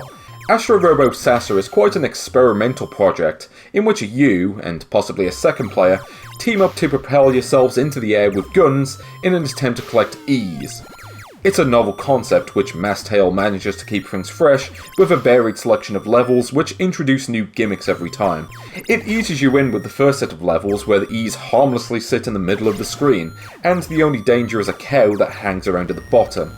The challenge here is to avoid shooting the E's or the balloons carrying them, since you'll lose out on the energy bonus that they'll give you. The challenge picks up quickly, however. The second set of levels has you being attacked by helicopters as you try to destroy walls, and from the third set of levels the gravity becomes altered. The warehouse appears to have twice as much gravity as Earth for some reason, and the following set of levels take place underwater. This is as far into the game as I can get. These levels require you to destroy some walls to access the E's, and the levels don't end until all of them have been collected or destroyed. This can take many shots to do, especially when you shoot yourself to the top of the screen so quickly.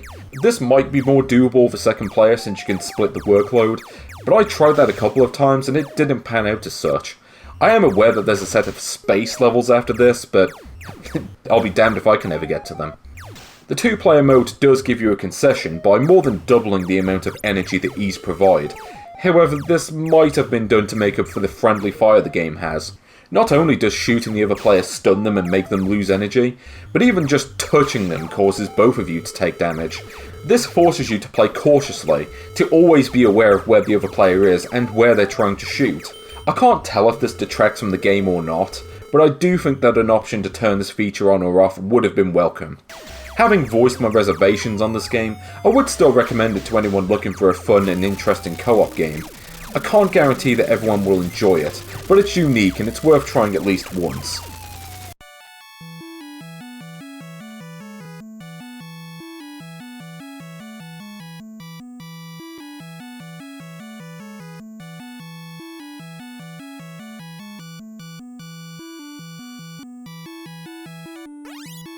This one ended up higher on the list than I was expecting, I'll be honest. There's not a whole lot that makes it particularly good either. The sound is vaguely annoying, the colour palette is dull, and the controls have the classic problem of forcing you to mash buttons in order to shoot. But if you can look past those issues, it does offer a more mechanically interesting shooter than most of the others on this list. The game isn't afraid to throw tons of enemies and bullets on screen, and I am impressed by the sheer number of sprites it's able to throw around at a time. This might sound like a problem gameplay-wise, but this is balanced out by a surprisingly generous health system, which allows you to take up to 99 hits before you die. Of course, the game is just as generous as it is brutal, especially by the time you get to the boss, which looks like a flying arcology, I think? It showers the screen with bullets, kind of like a compile shooter, and that's interesting because Xanac wouldn't be released for another year. Compared to DB Soft's other shooter Zuno Senkengel, it's somewhat less ambitious, but far more successful at what it does. This is definitely one that I can see myself going back to quite a bit, and that's a big point in its favour. That has to be the greatest title for a video game, second only to This 1987 title brought about the Famicom debut of Bit Corporation, a Taiwanese company who had previously made games for the Atari 2600 and ColecoVision, and who had released the Game 8 to little success. Duck is not exactly an original concept, being a blatant clone of Sega's Penguin Land from 1985. That game never made it to the Famicom officially, so this game exists to fill the gap, I suppose. It lacks the polish of your average Sega game, but the gameplay is more or less what you would expect. Guide an egg that's somehow bigger than the tuck you control in to the bottom of a well, which happens to lead to the duck's underground living room, I think. Of course, the egg can't fall any further than the height defined by the white line near the bottom of the screen, and several kinds of nasties will try to break it too. The level designs provide a decent challenge, and while there is the issue of having to memorise them, you can select any level at the start, so you're not made to play the first few every time. The presentation has Bitcorp's distinct roughness, however. Some of the graphics have this odd grainy look to them, and while the music isn't bad, there's only one song in the game and a fair bit of variation would have helped. It's not great, and I would recommend the Master System of Penguin Land over this, but Duck. Just Duck. Or, no, wait, does that say Duke? Duke? Never mind.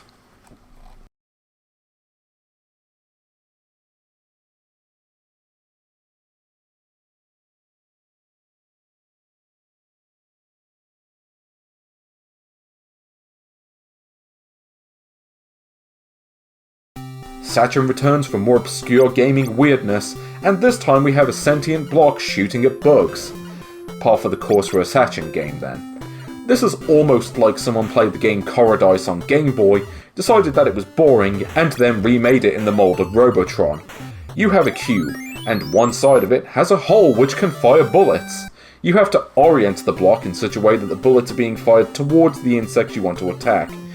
Also remember to avoid the eggs, because as everyone knows, eggs are a block's biggest hazard.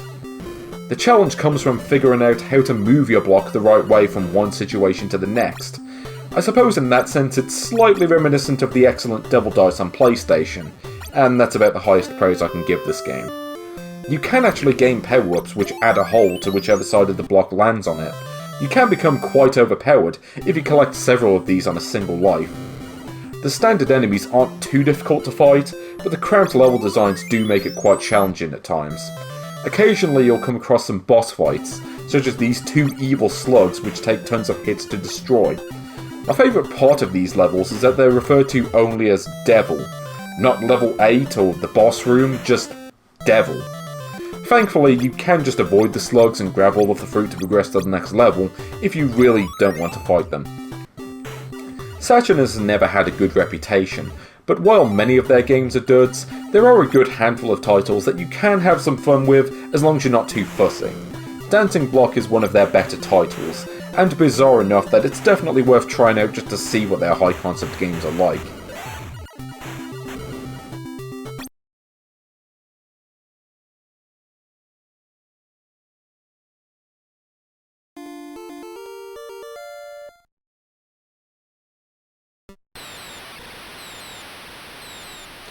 Welcome to the first American football game for the NES, and the only one that existed on the console for over 3 years.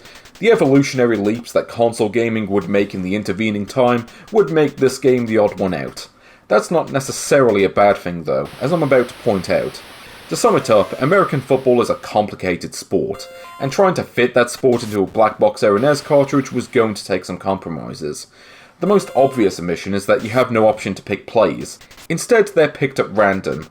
This leads into the occasional annoyance where, for instance, you might want to sack the quarterback, but the two defenders you can pick are both about 20 yards away.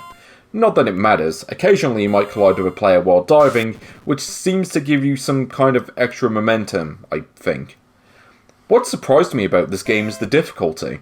A lot of the games on this list express that classic Nintendo hard feel, but 10 Yard Fight is not among them. I recorded 2 games for the footage in this video, one against the high school team, and the other one against the Super Bowl team, and I ended up destroying both teams in shutout wins. Yes, the Super Bowl team wears pink for some reason. Their defense is also suspect, as you can see in this footage of me juking back and forth all the way to the 15-yard line. This isn't down to me being a whiz at the game either. I recently played a couple of 2-player games and lost both of them, so I think it's fair to assume that the AI is just that easy once you've got a bit of practice. One strange addendum for this game, however, is that the Japanese and international versions are actually quite different to one another. The former plays much more like the original arcade game, where player 1 always plays an offense and has to score in each half of the game. It's also far more difficult, and I was never able to beat the college team, let alone the Super Bowl. I do find this one surprisingly fun, and the many liberties that the game takes with the setup of a standard American football game are what give it its charm. There's a lot more going for this than something like LJN's attempt at the sport at the very least.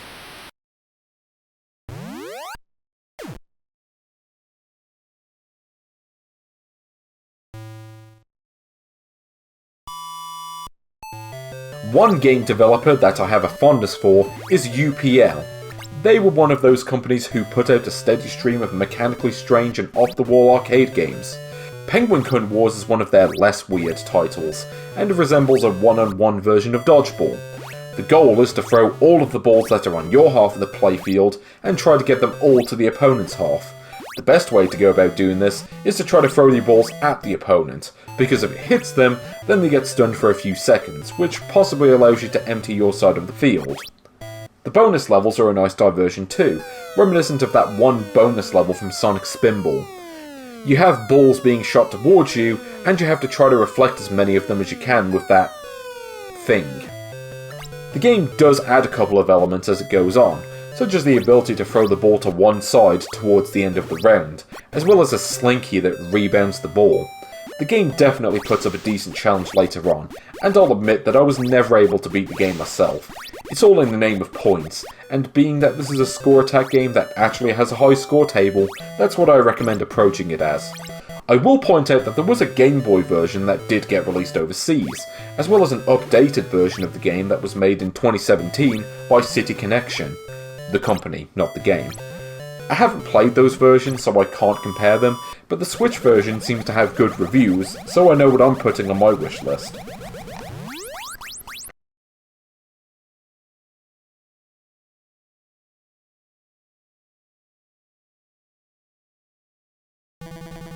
No, this is not Gyromite. This is a completely different game, which happens to have a similar title. Gyrodyne is a shooter which takes obvious inspiration from Xevious. Japan really seemed to have an obsession with that game throughout the 80s. This one stands out by being possibly the first Famicom game from Human, who would go on to bigger and better things like pro wrestling and the Family Trainer series. This game doesn't do much to stand out from the other shooters of the time, but its solid game design and porting job made it one of the better shooters at the time. Of course, modelling itself on Xevious and lacking elements such as the bosses and vulnerable enemies does partly explain why it's largely been forgotten. It does add some horizontal scrolling for a wider playfield, as well as the ability to aim off to the side so that you don't have to be directly in front of the enemies in order to hit them. You also have missiles, which can hit both ground and air targets, although they're largely useless, since they're difficult to aim and usually miss whatever you're trying to hit. My favourite part of this game is the hidden mermaids which you can uncover by firing at unmarked parts of the water. This doesn't do anything beyond give you some points, but it does give you something to do while waiting for the enemies to show up. Gyrodyne is a very technically competent game, which gives it an edge over many others on this list, but what prevents it above being merely decent is a lack of personality. There's no soundtrack, no power-ups, and no bosses or interesting enemy designs. It can be an enjoyable way to kill 15 minutes, but it's hard to recommend over the many better shooters which will be released later on.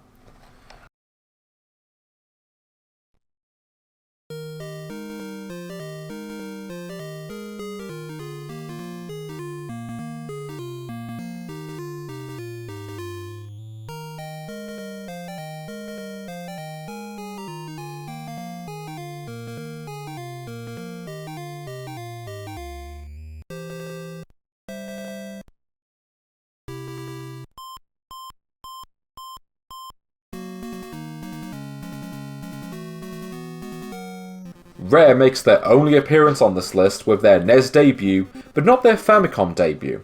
That would have to wait until the localized version of Wizards and Warriors. I'll be honest, I'm actually not a big fan of Rare. They have a handful of classics that I do like, but more often than not, I find their games to be too hard to get into, or just not much fun to begin with. Slalom arguably provides a less interesting concept than Mac Rider, but I'd also say that it's better presented, and plays better overall. The game certainly has more colour, and much smoother looking turns, which when combined with the nice theme song, do showcase what Rare was capable of this early on. The controls are reasonably tight, and the game provides many obstacles such as trees, rival skiers, and toboggan riders with a death wish.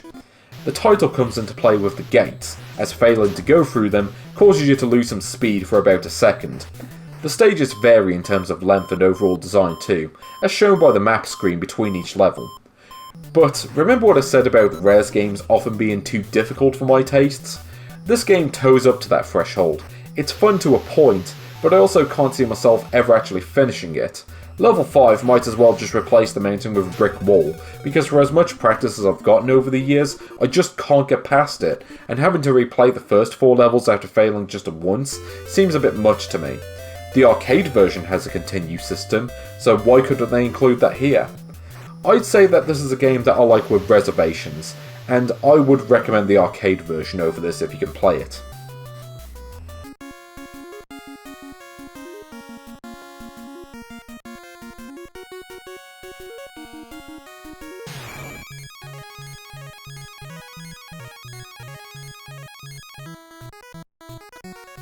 B-Wings is a game that lives up to its title. It's got lots of wings, and it firmly belongs in the B tier of shoot-em-ups. It also marks the debut of Data East as a publisher on the Famicom with the classic Deco logo. Now if only their games could express the style of Art Deco. I do like how many different sets of wings you get to choose from, even if the power between them is quite unbalanced. Why would I want any of the other wings when the hammer gives me those orbs that insta-kill any enemy that flies into them? Why is the game even called B-Wings when none of the weapon names start with a B? They should have just called it Actually, just forget I even said that. The core gameplay is solid enough, with a decent range of enemies and some barricades that you have to destroy for good measure. You can also press the B button to dive into the background and get rid of any wings you might have, though there's rarely ever a reason to do this. Outside of swapping your wings for a different pair of them, it's more of a beginner's trap than anything else. The bosses present their own issues. Occasionally you'll come across one with an interesting design such as this giant spider, but most of them look like nondescript blobs made out of knockoff Lego. Certain ones also require you to have certain wings to be able to attack them. There's no way to know which one you need in advance, and while the game does tend to provide that set of wings as a power-up right before the boss, you only have one chance to get it. If you miss it, then your only hope is that you collected this power-up thing beforehand and know how to use it. Some later games like Power Strike would have power-ups appear during the boss fight in case you need them, and I wouldn't be surprised if this game is part of the reason for that. That said, I don't think referring to this game as bad wings would be fair. It's got 30 levels, and the game does give you infinite continues, so if you want to get stuck in with this one, then you might get a fair bit of play out of it.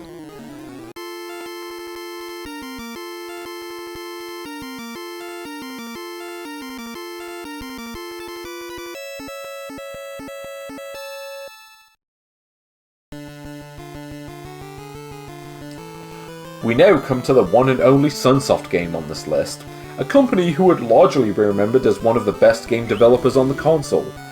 I'm not sure if I would agree with that assessment, but I can admit that they do at least have a few classics. However, their early games were usually quite rough, ranging from almost unplayable platformers to mundane edutainment games. There are a few exceptions though, and Route 16 Turbo was thankfully among them. The game serves as an enhanced conversion of the original Route 16 arcade game from 1981, with more detailed graphics, a choice of difficulty, a much better soundtrack and more levels. The game resembles earlier arcade games such as Head On at first glance, but thankfully this game has better controls, allowing you to do U-turns. The game takes place in 16 blocks, some of which contain items which are indicated on this map, which you have to use to drive from one block to the next. Collect all of the items and you win. Yep, it really is that simple. Of course, just like Head-On, you do have some bastard cars trying to crash into you, so you have to be mindful of their locations and make sure you don't corner yourself when they're nearby. It can be awkward trying to avoid the enemy cars at times, especially on the zoomed out map screen. The sprites here are so small that it can be hard to tell what's going on. The environments still manage to be quite featureless too, with little more than grey walls defining them. It's not bad though. It's far more fun than the likes of Super Arabian or Atlantis No Nazo, and as an enhancement of the arcade game, I'd say that this one is worth looking into.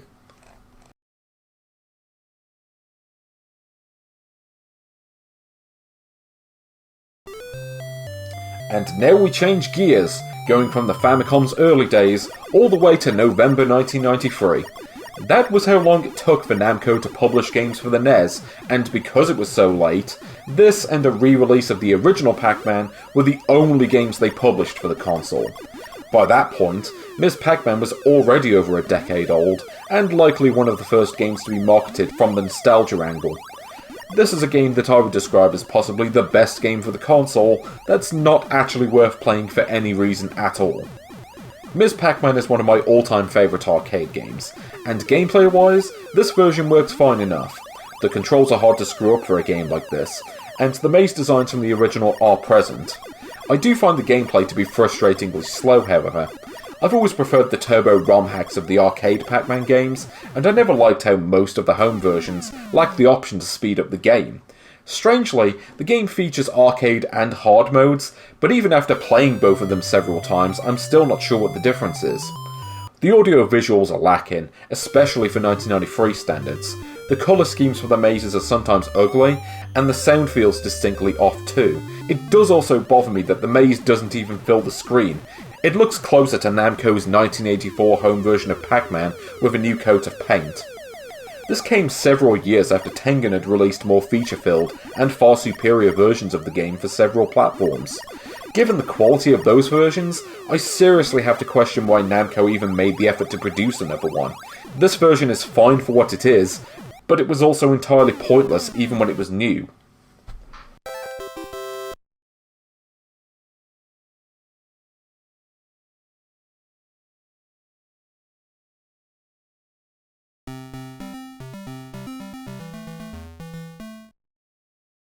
I have an odd relationship with the Dig Dug series.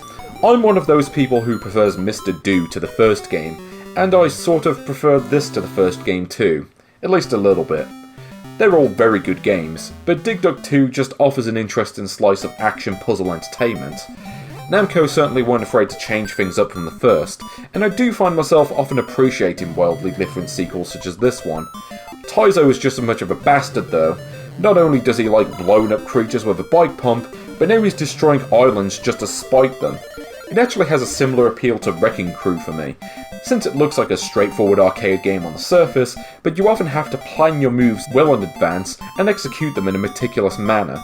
I suppose the first game had that to some degree, but the level designs here have far more variety. The game also doubles down on the risk-reward factor, since trapping a large number of enemies on a crumbling piece of land is what gets you the big points. I think that the NES version is actually superior to the arcade original, since it loses very little in the conversion and contains more than double the amount of levels. One issue that I do have here, more so than the first one, is that the whole game takes place on an invisible grid, and I sometimes find myself dying from getting stuck on it. The first game did the same thing, but it was a lot easier to see if you were lined up with the grid or not. It's especially bad when you move vertically on a thin set of blocks and you inexplicably can't dodge the enemies by moving left or right. This is still an interesting and somewhat underappreciated game, and one of the better games available on the Famicom at the time. I wouldn't quite put this on the level of Pac-Man or Galaxian, but I highly recommend it regardless.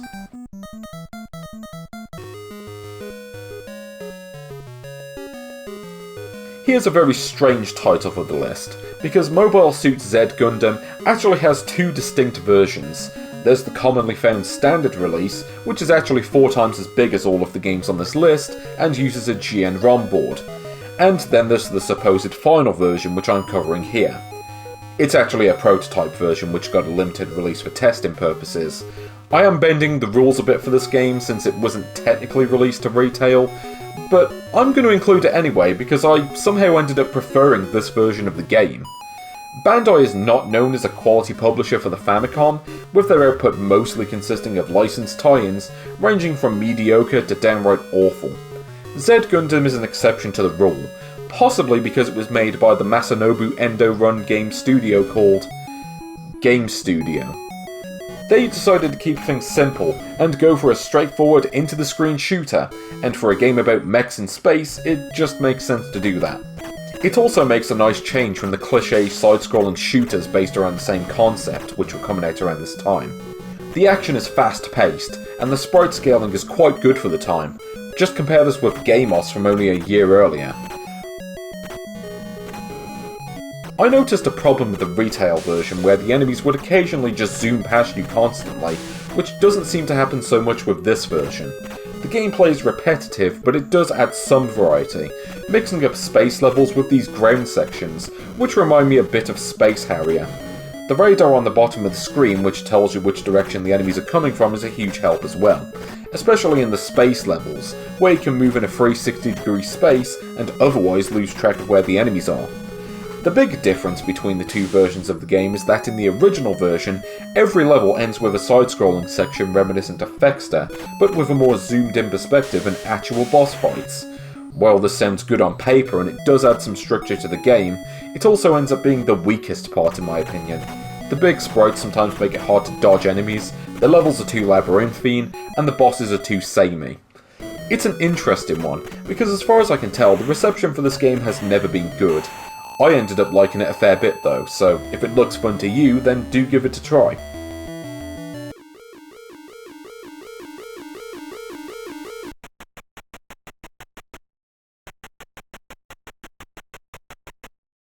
And now for something completely different. The Portopia serial murder case, to give this game its translated title, stands out for being an entire murder mystery adventure somehow compressed into 40 kilobytes.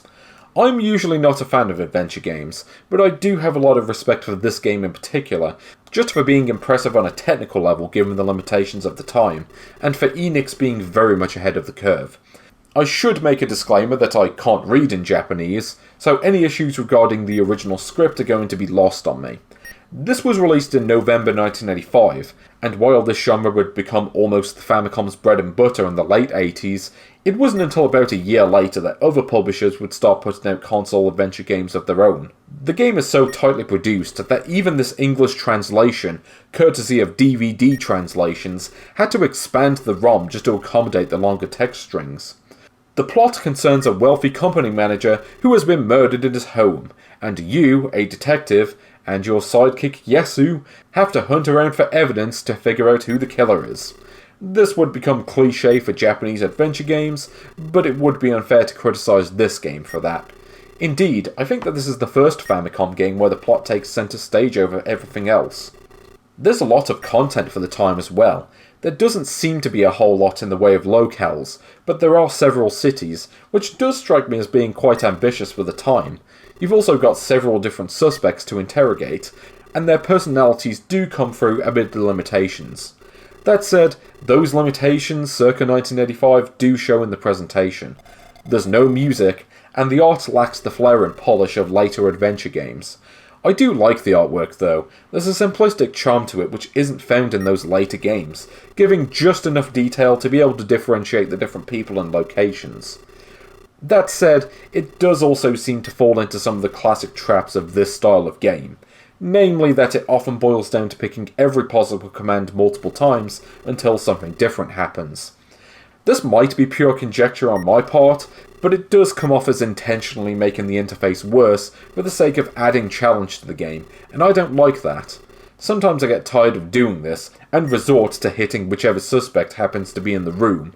Nothing says catharsis like beating up a drug dealer in an interrogation room.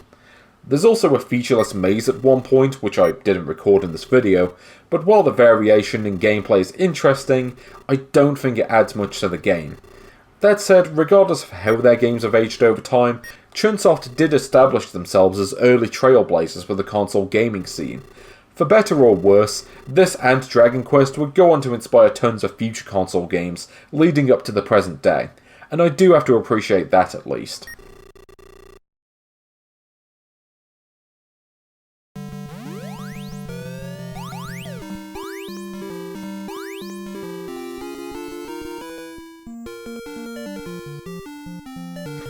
It's time for some Magmax.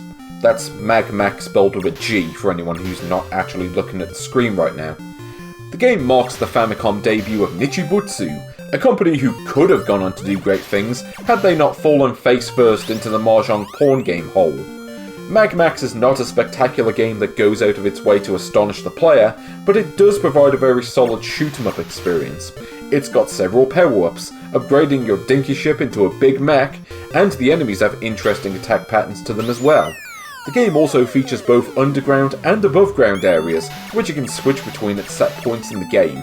Some find the perspective on the latter makes it more difficult, but I find the enemies in the underground levels to be more difficult to avoid. You can also get a cool laser beam on the above ground level, and I love just walking up to the enemies with this thing and just evaporating them from existence. The amount of content is a bit lacking. Unless I'm missing something, the game has two distinct areas which loop endlessly. If you want to be generous and count the underground parts separately, then go ahead, but I'm not going to. More variation with the enemy patterns, or at least a more noticeable increase in difficulty with each loop, would have gone a long way. In some ways, the game feels like a warm-up for Terra Cresta, which would get a release on the Famicom 6 months later, and which I think has a bit more going for it. That said, if you want a good early shooter for the console, then consider this one.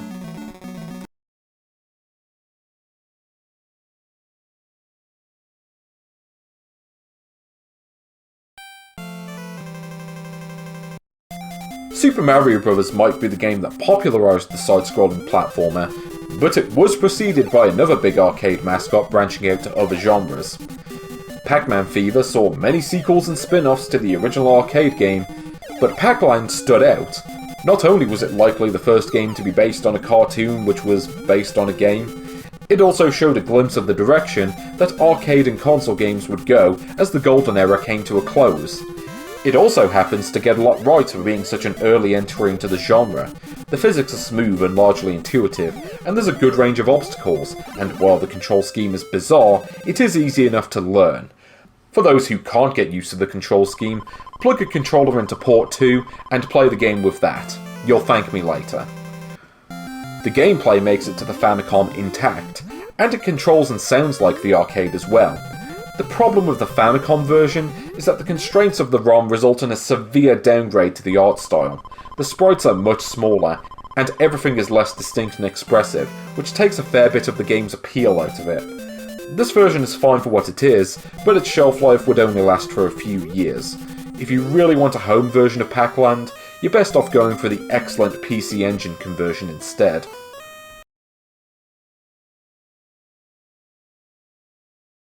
I'm sure some of you saw all of the terrible unlicensed games near the bottom of the list and wondered why I even decided to cover them. Bugtriss is one of those reasons, because I actually like this game quite a bit. It's the only Korean game on this list, and also the only game for which the development team appears to be unknown. It would be easy enough to write this off as a rip-off of Tetris, but it would be more accurate to call it a rip-off of Sega's Flashpoint. That game was slated for a Mega Drive port, which never materialised, but it seems that South Koreans loved the game, as it was adapted unofficially for the MSX, the Master System, and the Famicom. Controls work very similarly to the NES versions of Tetris, and the game features many level layouts where the speed gradually increases as you complete them. It's possible that they took the engine from Tengen Tetris verbatim, but I won't let that cloud my judgment for this one. Where the game differs from Tetris is that the objective is not just to create lines to destroy them, but to specifically capture the bugs hiding within the blocks. Destroy the flashing blocks, and then a suspiciously familiar looking bug suddenly flies out, and you have to catch it with your bug swatter at the top of the screen. I'm reminded of the fight mode in Tetris Blast of the Game Boy, and anything which reminds me of that game is doing at least one thing right. The two-player mode is a mixed bag. The appeal that it has over the two-player mode in a standard Tetris game is that you can directly affect the other player a little bit. Catching a bug in this mode causes one to spawn in the opponent's well. Clearing all of the bugs ends the stage, and the player who manages to do so gets a point bonus. It's no Tetris Battle Gaiden, but me and my friend had fun with it for a good half an hour or so. One problem: the sound is terrible. It genuinely sounds like the musician composed the songs in a major key, and then somehow accidentally changed one of the sound channels to a minor key.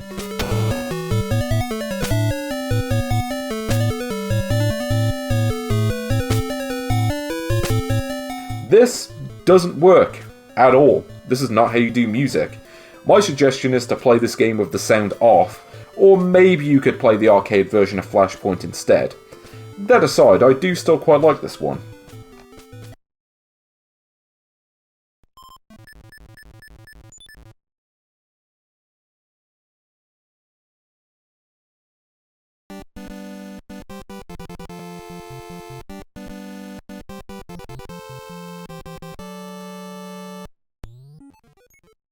If the title makes you think that this game involves a parasocial relationship where you play as a man lusting after a celebrity, then you've probably clicked on the wrong video. Star Luster is possibly not a well-remembered game in Namco's back catalogue, but I think it is an important moment to their history. As far as I know, this was their first game that they designed specifically for the Famicom, though it did also get a release in arcades. This is one of many takes on Atari's defining space combat game from 1980, Star Raiders. It takes cues from that game, and simplifies the design to make it more appropriate for the Famicom. The game takes place in an invisible 8x8 grid, containing bases and several kinds of obstacles. The goal is to destroy all of the enemy waves, marked with an E on the grid. The enemies themselves consist of your standard spaceships, and several Death Stars, so no points for guessing where Namco got their inspiration from. It's just kind of a shame there are no Scorpion Invaders in this game. I do find myself amused by the titles you're given when the game ends, such as this practice run where I was called a Cadet Microbe. Of course, if you want a more impressive title than that, then you have to establish yourself on the higher difficulties, which I've always struggled with. The graphics are a mixed bag, featuring quite a nice Starfield effect. The sprite scaling is rough, but it works decent enough for what it is. The real problem is the screen flashing that happens on occasion, so be mindful of playing this one if you're photosensitive. Some might criticise this one for the simplicity, but I think that to some degree that actually plays in its favour. I've come across games like this on the NES which have tried to bring in more depth and just been overly complicated and not much fun. I mean, this one just works, you know?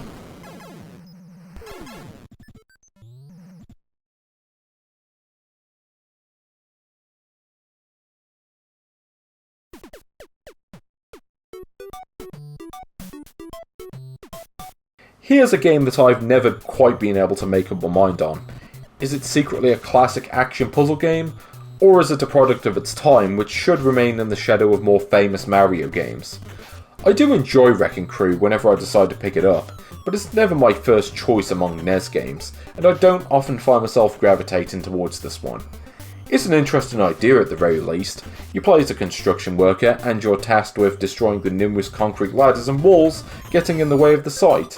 Along the way, you're attacked by sentient spanners and aubergines. Between this game, Ice Climber, and Kid Icarus, someone at Nintendo really had an obsession with aubergines. I don't blame them though. Diced aubergine works excellently with a bowl of pasta. Of course, you're also attacked by Evil Mustache Man, who's intent on using his hammer to knock you down to lower parts of the level. These elements do make for a nice action puzzler, in which you often have to complete tasks in a certain order and even manipulate enemy patterns on some levels. This is especially true of Evil Mustache Man, who is both an enemy and a tool with which you have to utilise to get to certain places by being hit. This reminds me most of Lode Runner for the NES. You can switch to any level at any point, you can't see half of the playfield, which can make it awkward to judge the enemy patterns at times, and later levels do require you to plan several moves in advance. It's not one of my favourite games of all time, but I always have a good time with it, and I wouldn't mind trying to beat every level one day.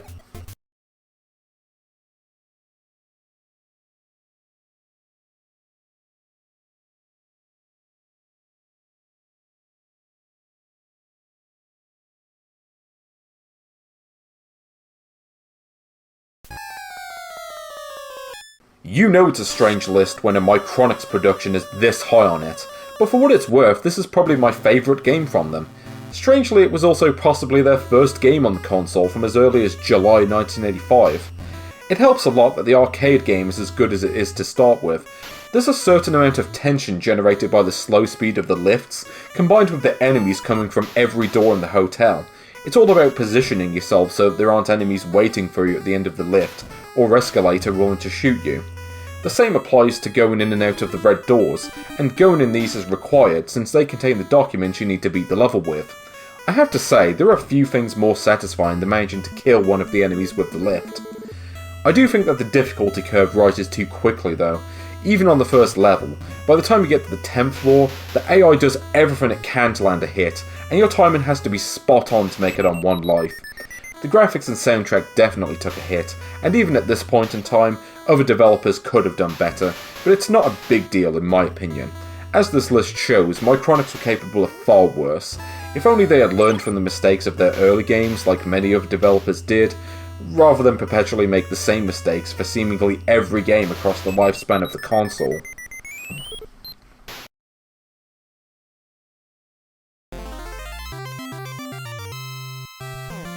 We enter the top 10 with one of my old favourites, as Nichibutsu goes high concept with the shoot 'em up formula. Instead of a spaceship, you now have a bike shooting at statues and other obstacles on this slanted grid thing. Actually, it reminds me a bit of Tron. The gameplay differentiates itself from other shooters in a few other ways. Firstly, crashing into the other bikes is not instant death, but merely sends you flying off to the side. The power-ups are also found inside these statues, which take a couple of shots to destroy. Given the fast speed the game moves at, this can be difficult to pull off at first, but since you have a decent amount of firepower to start off with, it doesn't bother me so much. The most common power-up gives you auto-fire anyway, so if you're using a turbo controller then it doesn't make that much of a difference. You will come across other power-ups later on, such as this wide shot, which is especially useful for taking out enemies behind walls. One aspect of the game I'm also fond of is the frequent items you run into to keep you alert. The nuclear symbols are especially important since they maintain your fuel levels, and it can run down quickly if you miss more than a few in a row. It's forgiving enough that I don't mind it though. The music is a personal favourite too, especially that weird theme that plays on the even-numbered levels.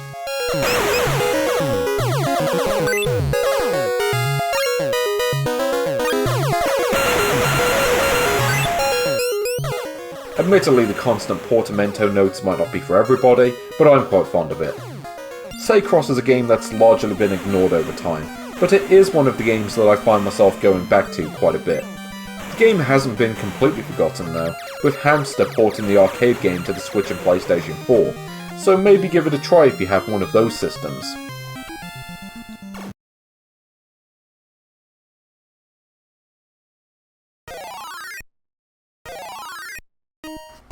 Here's one which could have easily been written off as another company trying to copy the success of Super Mario Bros. By sticking an existing IP in a side-scrolling platformer and hoping for the best. Even the titles are similar. And yet, the game seems to come off as more a statement of intent from Tecmo, seemingly not content to just port their arcade games over to the Famicom. Several of their arcade IPs would find their way onto the console, but most of them would either be heavily reformulated or outright sequels such as this one. Similar to Mario, the game carries over mechanics from the original arcade game. The ridiculously high jumps and bonus tokens make their way here too, but the levels are much more expansive. Not only do they necessitate scrolling, but most of the levels have multiple distinct areas to them too.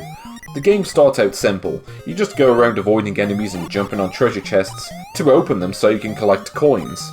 The coins are important because you need them to open certain treasure chests, or to get out of awkward situations where you're likely to get killed. The enemies constantly spawning out of thin air can be an issue for some, but as long as you stay alert, it's typically not that much of an issue.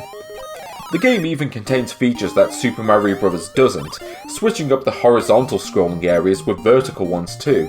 Having these areas makes perfect sense for Bomb Jack, what with massive jumps being his thing. It even contains these single screen rooms, which both serve as a callback to the original game, and can also double as a level skip if you collect the bombs in a certain way. I think it also has multiple endings too, based on whether you can rescue all of the royal family or not. You also have the infamous torture room if you end up hoarding too many coins, but as long as you keep an eye on how many coins you have, you really shouldn't have a problem with that. The graphics do represent a downgrade from the original Bomb Jack's digitised backgrounds. The title screen looks nice, but the backgrounds in most of the rooms comprise of brick walls and not much else. I suppose that's unavoidable given the limitations, but a little more variety would have helped. The game also becomes brutal on the later levels, with a mix of labyrinthine level designs and tight areas, which when combined with randomly spawning enemies can easily get you killed if you're not careful. I wouldn't mind this so much, but the lack of continues means that I was never able to get more than 2/3 of the way into the game. Mighty Bomb Jack falls short of the standard set by Mario, but it was one of the first alternatives actually worth playing. If you're up to the challenge, then you might get a lot of play out of this one.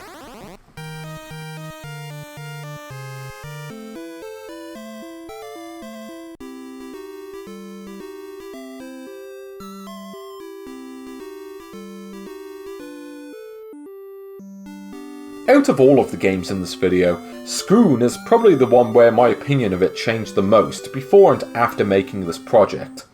In the past, I dismissed it as an awkward mashup of an early side-scrolling shooter and Choplifter, a revered game that I've never liked. Not even the Master System version. Having gone back and re-evaluated this game, it's one that feels better to play every time I go back to it. The game does make a striking first impression too, flying in the face of Nintendo's censors with a topless mermaid holding a cross on the title screen. The soundtrack is quite nice, and the underwater theme does make for a nice change from the boilerplate spaceship and mech-based shooters which plague this list. Your submarine also has a decent amount of firepower, which can be upgraded, and it is fun to flood the screen with bullets. The unconventional enemies and gameplay make it stand out, with the key to playing it being around rescuing people from what I can only assume are pressure chambers, and then dropping them off on boats. Just like in Choplifter, you die in one hit, and any people you had in your submarine are lost forever. It's not quite as bad here though, because while it is important to rescue people in both games, in this game you just do it to get extra fuel and power-ups. You don't need to do it just to beat the level. There are some moments that I don't get though, such as this part where I bumped into a flashing square and died, even though it looks like a power-up. Also make sure to stay in the centre of the screen when you rescue the people, because being too far to the left can cause the power-ups to spawn on the edge of the screen where you can't get to it. I ended up liking this game a lot more than Choplifter, which happened to get a Famicom port around the same time. If you want a NES game about rescuing people in a vehicle of some description, and you're tired of playing Jackal, then go for this game.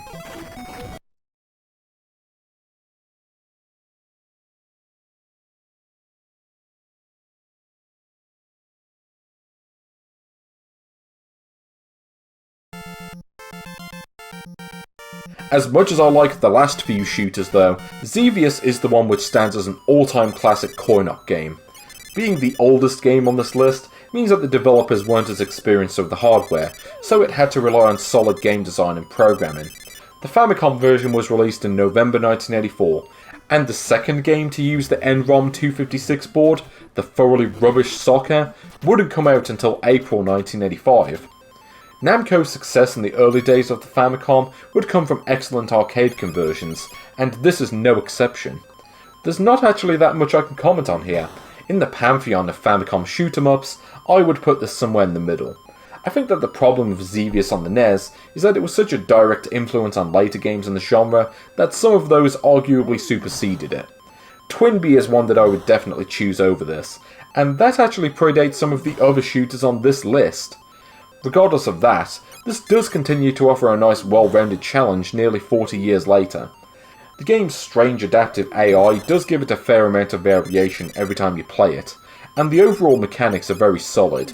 You can fire plenty of bullets, and the enemies can do the same to you if they want. Before too long they will start doing this, and your dodging skills have to be quite good since you can't move quickly. I find the boss to be particularly difficult with its many projectiles that spawn out of thin air. I can beat it on a good day, but that's quite rare for me. The conversion itself is quite faithful, with the only real limitation being the blocky and abstract background graphics.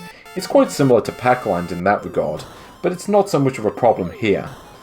It's also similar to Pac-Land in the sense that it was largely made obsolete by a better conversion on the PC Engine, complete with an added variation on the game.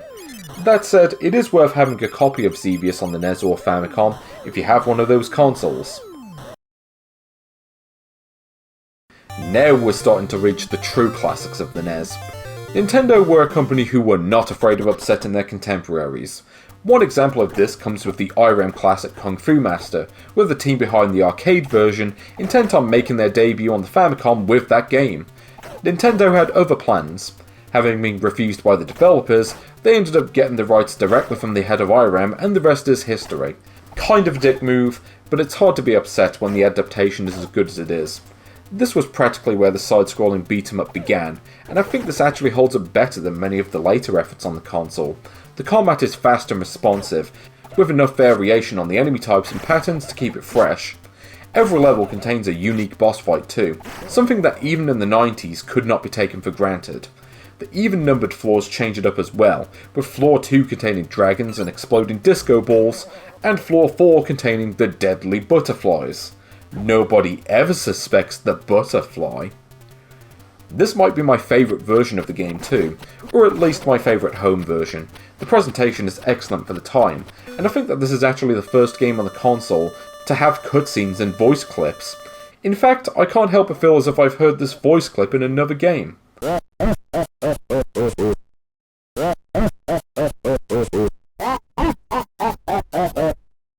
Nah, it's probably just a coincidence. Some people would put this one down as a mid-tier early title, but I secretly think that it's one of the first classics for the system.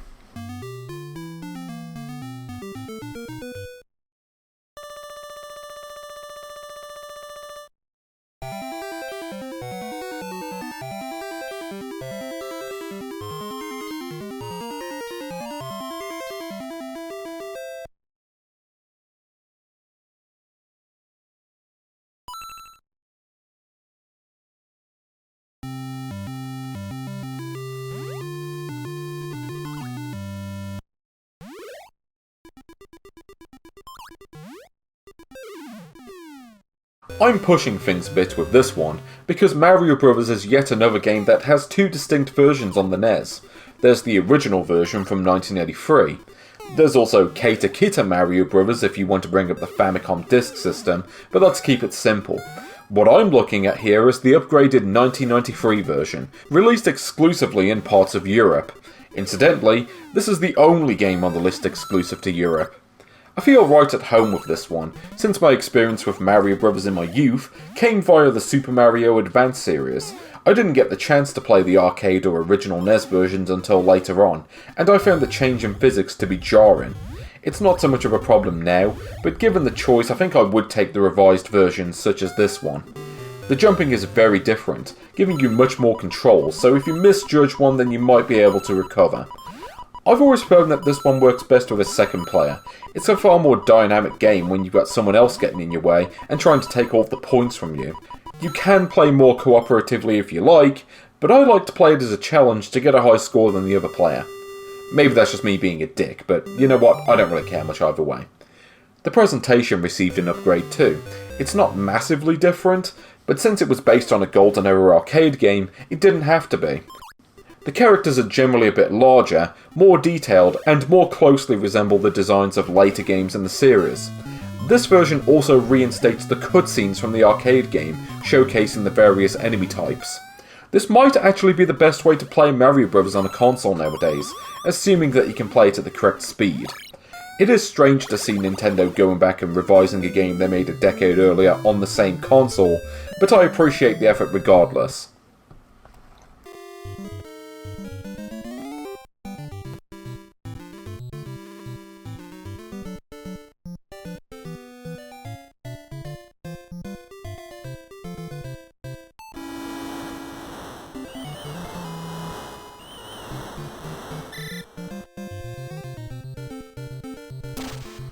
Ice Hockey is the final game in Nintendo's generically titled sports series, and the series goes out on a high note. This was released as late as 1988, roughly 3 years after Soccer, and while in many ways it's just like that game, in other ways it couldn't be any more different. Where Soccer was a slow and at times barely controllable mess, where scoring against a decent player was near impossible, Ice hockey is a fast arcade-style sports game where you can always find ways to catch the other player off guard. There's no way to change the AI difficulty, but the ability to change the speed and select different types of players for your team does add a lot to the replayability. You can go for a balanced all-round team, or maybe you can make them all overweight and just bash the other team about. The graphics are nice and vibrant, and the driving theme song adds to the atmosphere. Admittedly, as good as this game is, it's not my favourite ice hockey game by any means. Just within the same year, Konami would top it with the masterpiece Blades of Steel, and I'm sure that some people would highlight the Kunio hockey game from 1992. From my experience, trying to get the puck off the other player devolves into mashing buttons much of the time, and the passing system is one that I never quite got used to. That said, ice hockey remains an all-time classic sports title for the NES, and one that I highly recommend when you have a second player.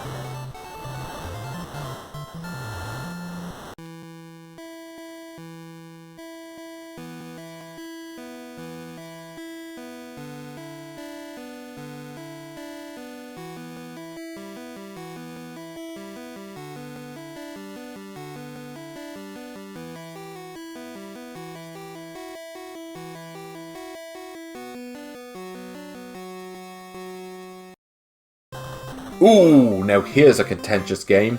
The NES version of Spelunker is a love it or hate it deal, and you can probably guess which camp I'm part of.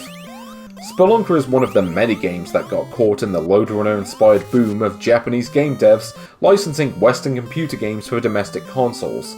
IREM was not afraid to mess with the feel for the game for this port, and in doing so created one of the most infamous mascots in gaming history. The Spelunker might have a reputation as one of the worst video game characters of all time, but I don't think that's entirely fair. Sure, he dies by falling more than a few inches, and the ropes and ladders are notoriously finicky, but he also knows how to use bombs and bust ghosts. That's more than what Super Arabian can do. The reason why I like this game as much as I do is that it's a great example of precision platforming being designed with just enough forgiveness to be difficult but rewarding when you get used to the mechanics. One tip I will disperse for those who struggle with the ropes and ladders is to use a turbo controller on those jumps. Some people might say it's cheating, but if I cared about what those people thought, I would have a lot less patience for retro games than I do. Spelunker is not a game for everyone, but that's hardly a bad thing. There are tons of other games that many people consider to be among the best games of all time that simply don't appeal to me. I'm sure that the same is true regarding precision-based platformers such as this one, but if you can approach it from the right angle, you might end up liking this one too. And hey, can you really say no to this theme?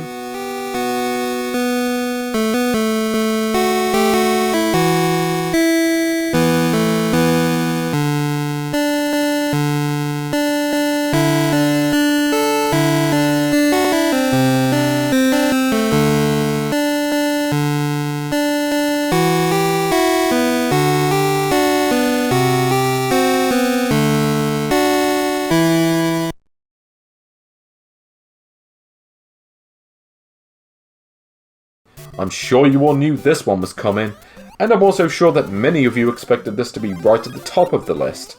In many ways, it probably is the best game on the list, but it's not my favourite. I'll spare you the details on how this game revolutionised console gaming as a whole and what it did for the NES, because I don't feel like talking down to my audience like that.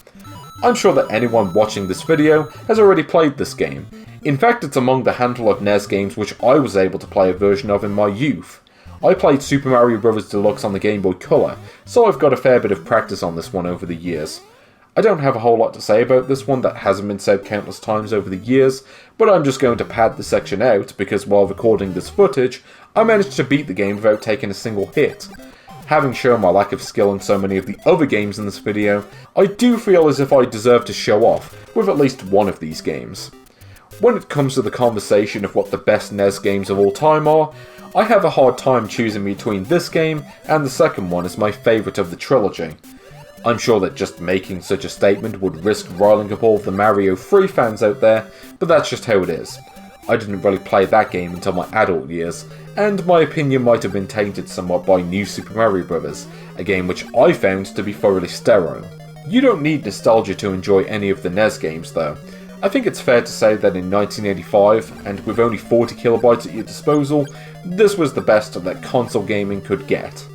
And yet, there is one game released years later that I like even more than this one.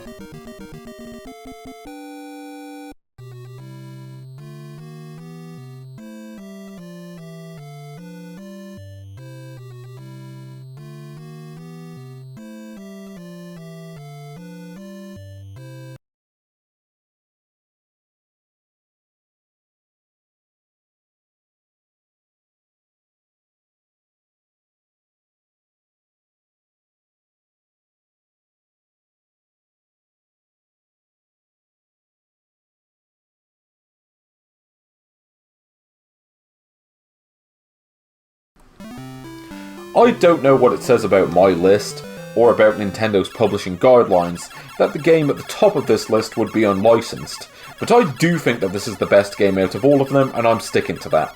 Namco's version of Miss Pac-Man was decent, but Tengen's interpretation is everything that a home version of a classic arcade game should be. It doesn't try to reinvent the game with new compulsory mechanics that make it more complicated to play, nor does it add a tacky art style.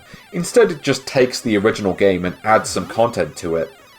The gameplay feels faster, and the mazes actually take up the whole screen in this version. While it does add scrolling, and your mileage may vary on that, I never had a problem finding any missing dots or keeping track of where the ghosts were. What puts this game over the top for me is the extra features that it has over every other version that existed at the time. It actually has 3 different multiplayer modes, alternating, co-op, and competitive. It has the original set of mazes available, as well as 3 other sets that you can choose from. You can even switch between them if you run out of lives and choose to continue. And strangely, this is one of the few games on this list which gives you continues without having to enter a code. The mini set of mazes are ideal if you find the scrolling to be a problem, and possibly also for the 2-player modes as well. Best of all, it actually has a turbo option for people like me, who find the early levels of the regular game to be too slow. I should also point out that this version of the game was made by Franz Lanzinger and Dave O'Reeva, who would go on to produce the Nintendo versions of Rampart and the criminally underrated Crazy Creatures. This version of the game was good enough to find its way onto the Mega Drive, the Super Nintendo, and the Master System with only a few cosmetic changes. You might disagree with my opinion that a conversion of an arcade game from 1981 would be better than the game that codified the 2D platformer genre, but that's bias for you. If you like Golden Era arcade games and you haven't touched this one yet, play it. Just do that now. Like, click off the video, play this game, and then watch the conclusion.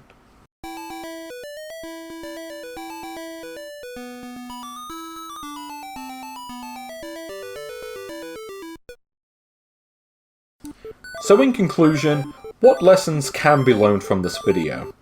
Are there any? Or would searching for one merely be an attempt to justify the ways that I utilise my free time? Well, I do think that some of the more intricate games on this list really demonstrate the art of making the most out of constraints, and I think that's a big reason why I'm drawn to these particular games.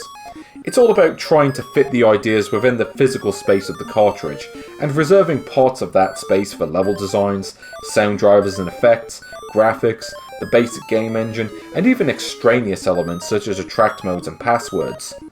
Nowadays, video games are mostly created through high-level programming languages, which are far more accessible and visual to the end user, but they're also far less efficient and more bloated.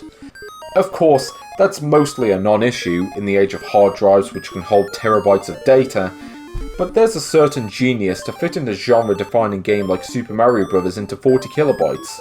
That certain kind of genius is simply lost on video games nowadays, in my opinion. Most of the JPEGs on my computer take up more space than this game, but they can't provide the same level of entertainment. In summary, the point here is that size matters, but perhaps not in the way that most would expect.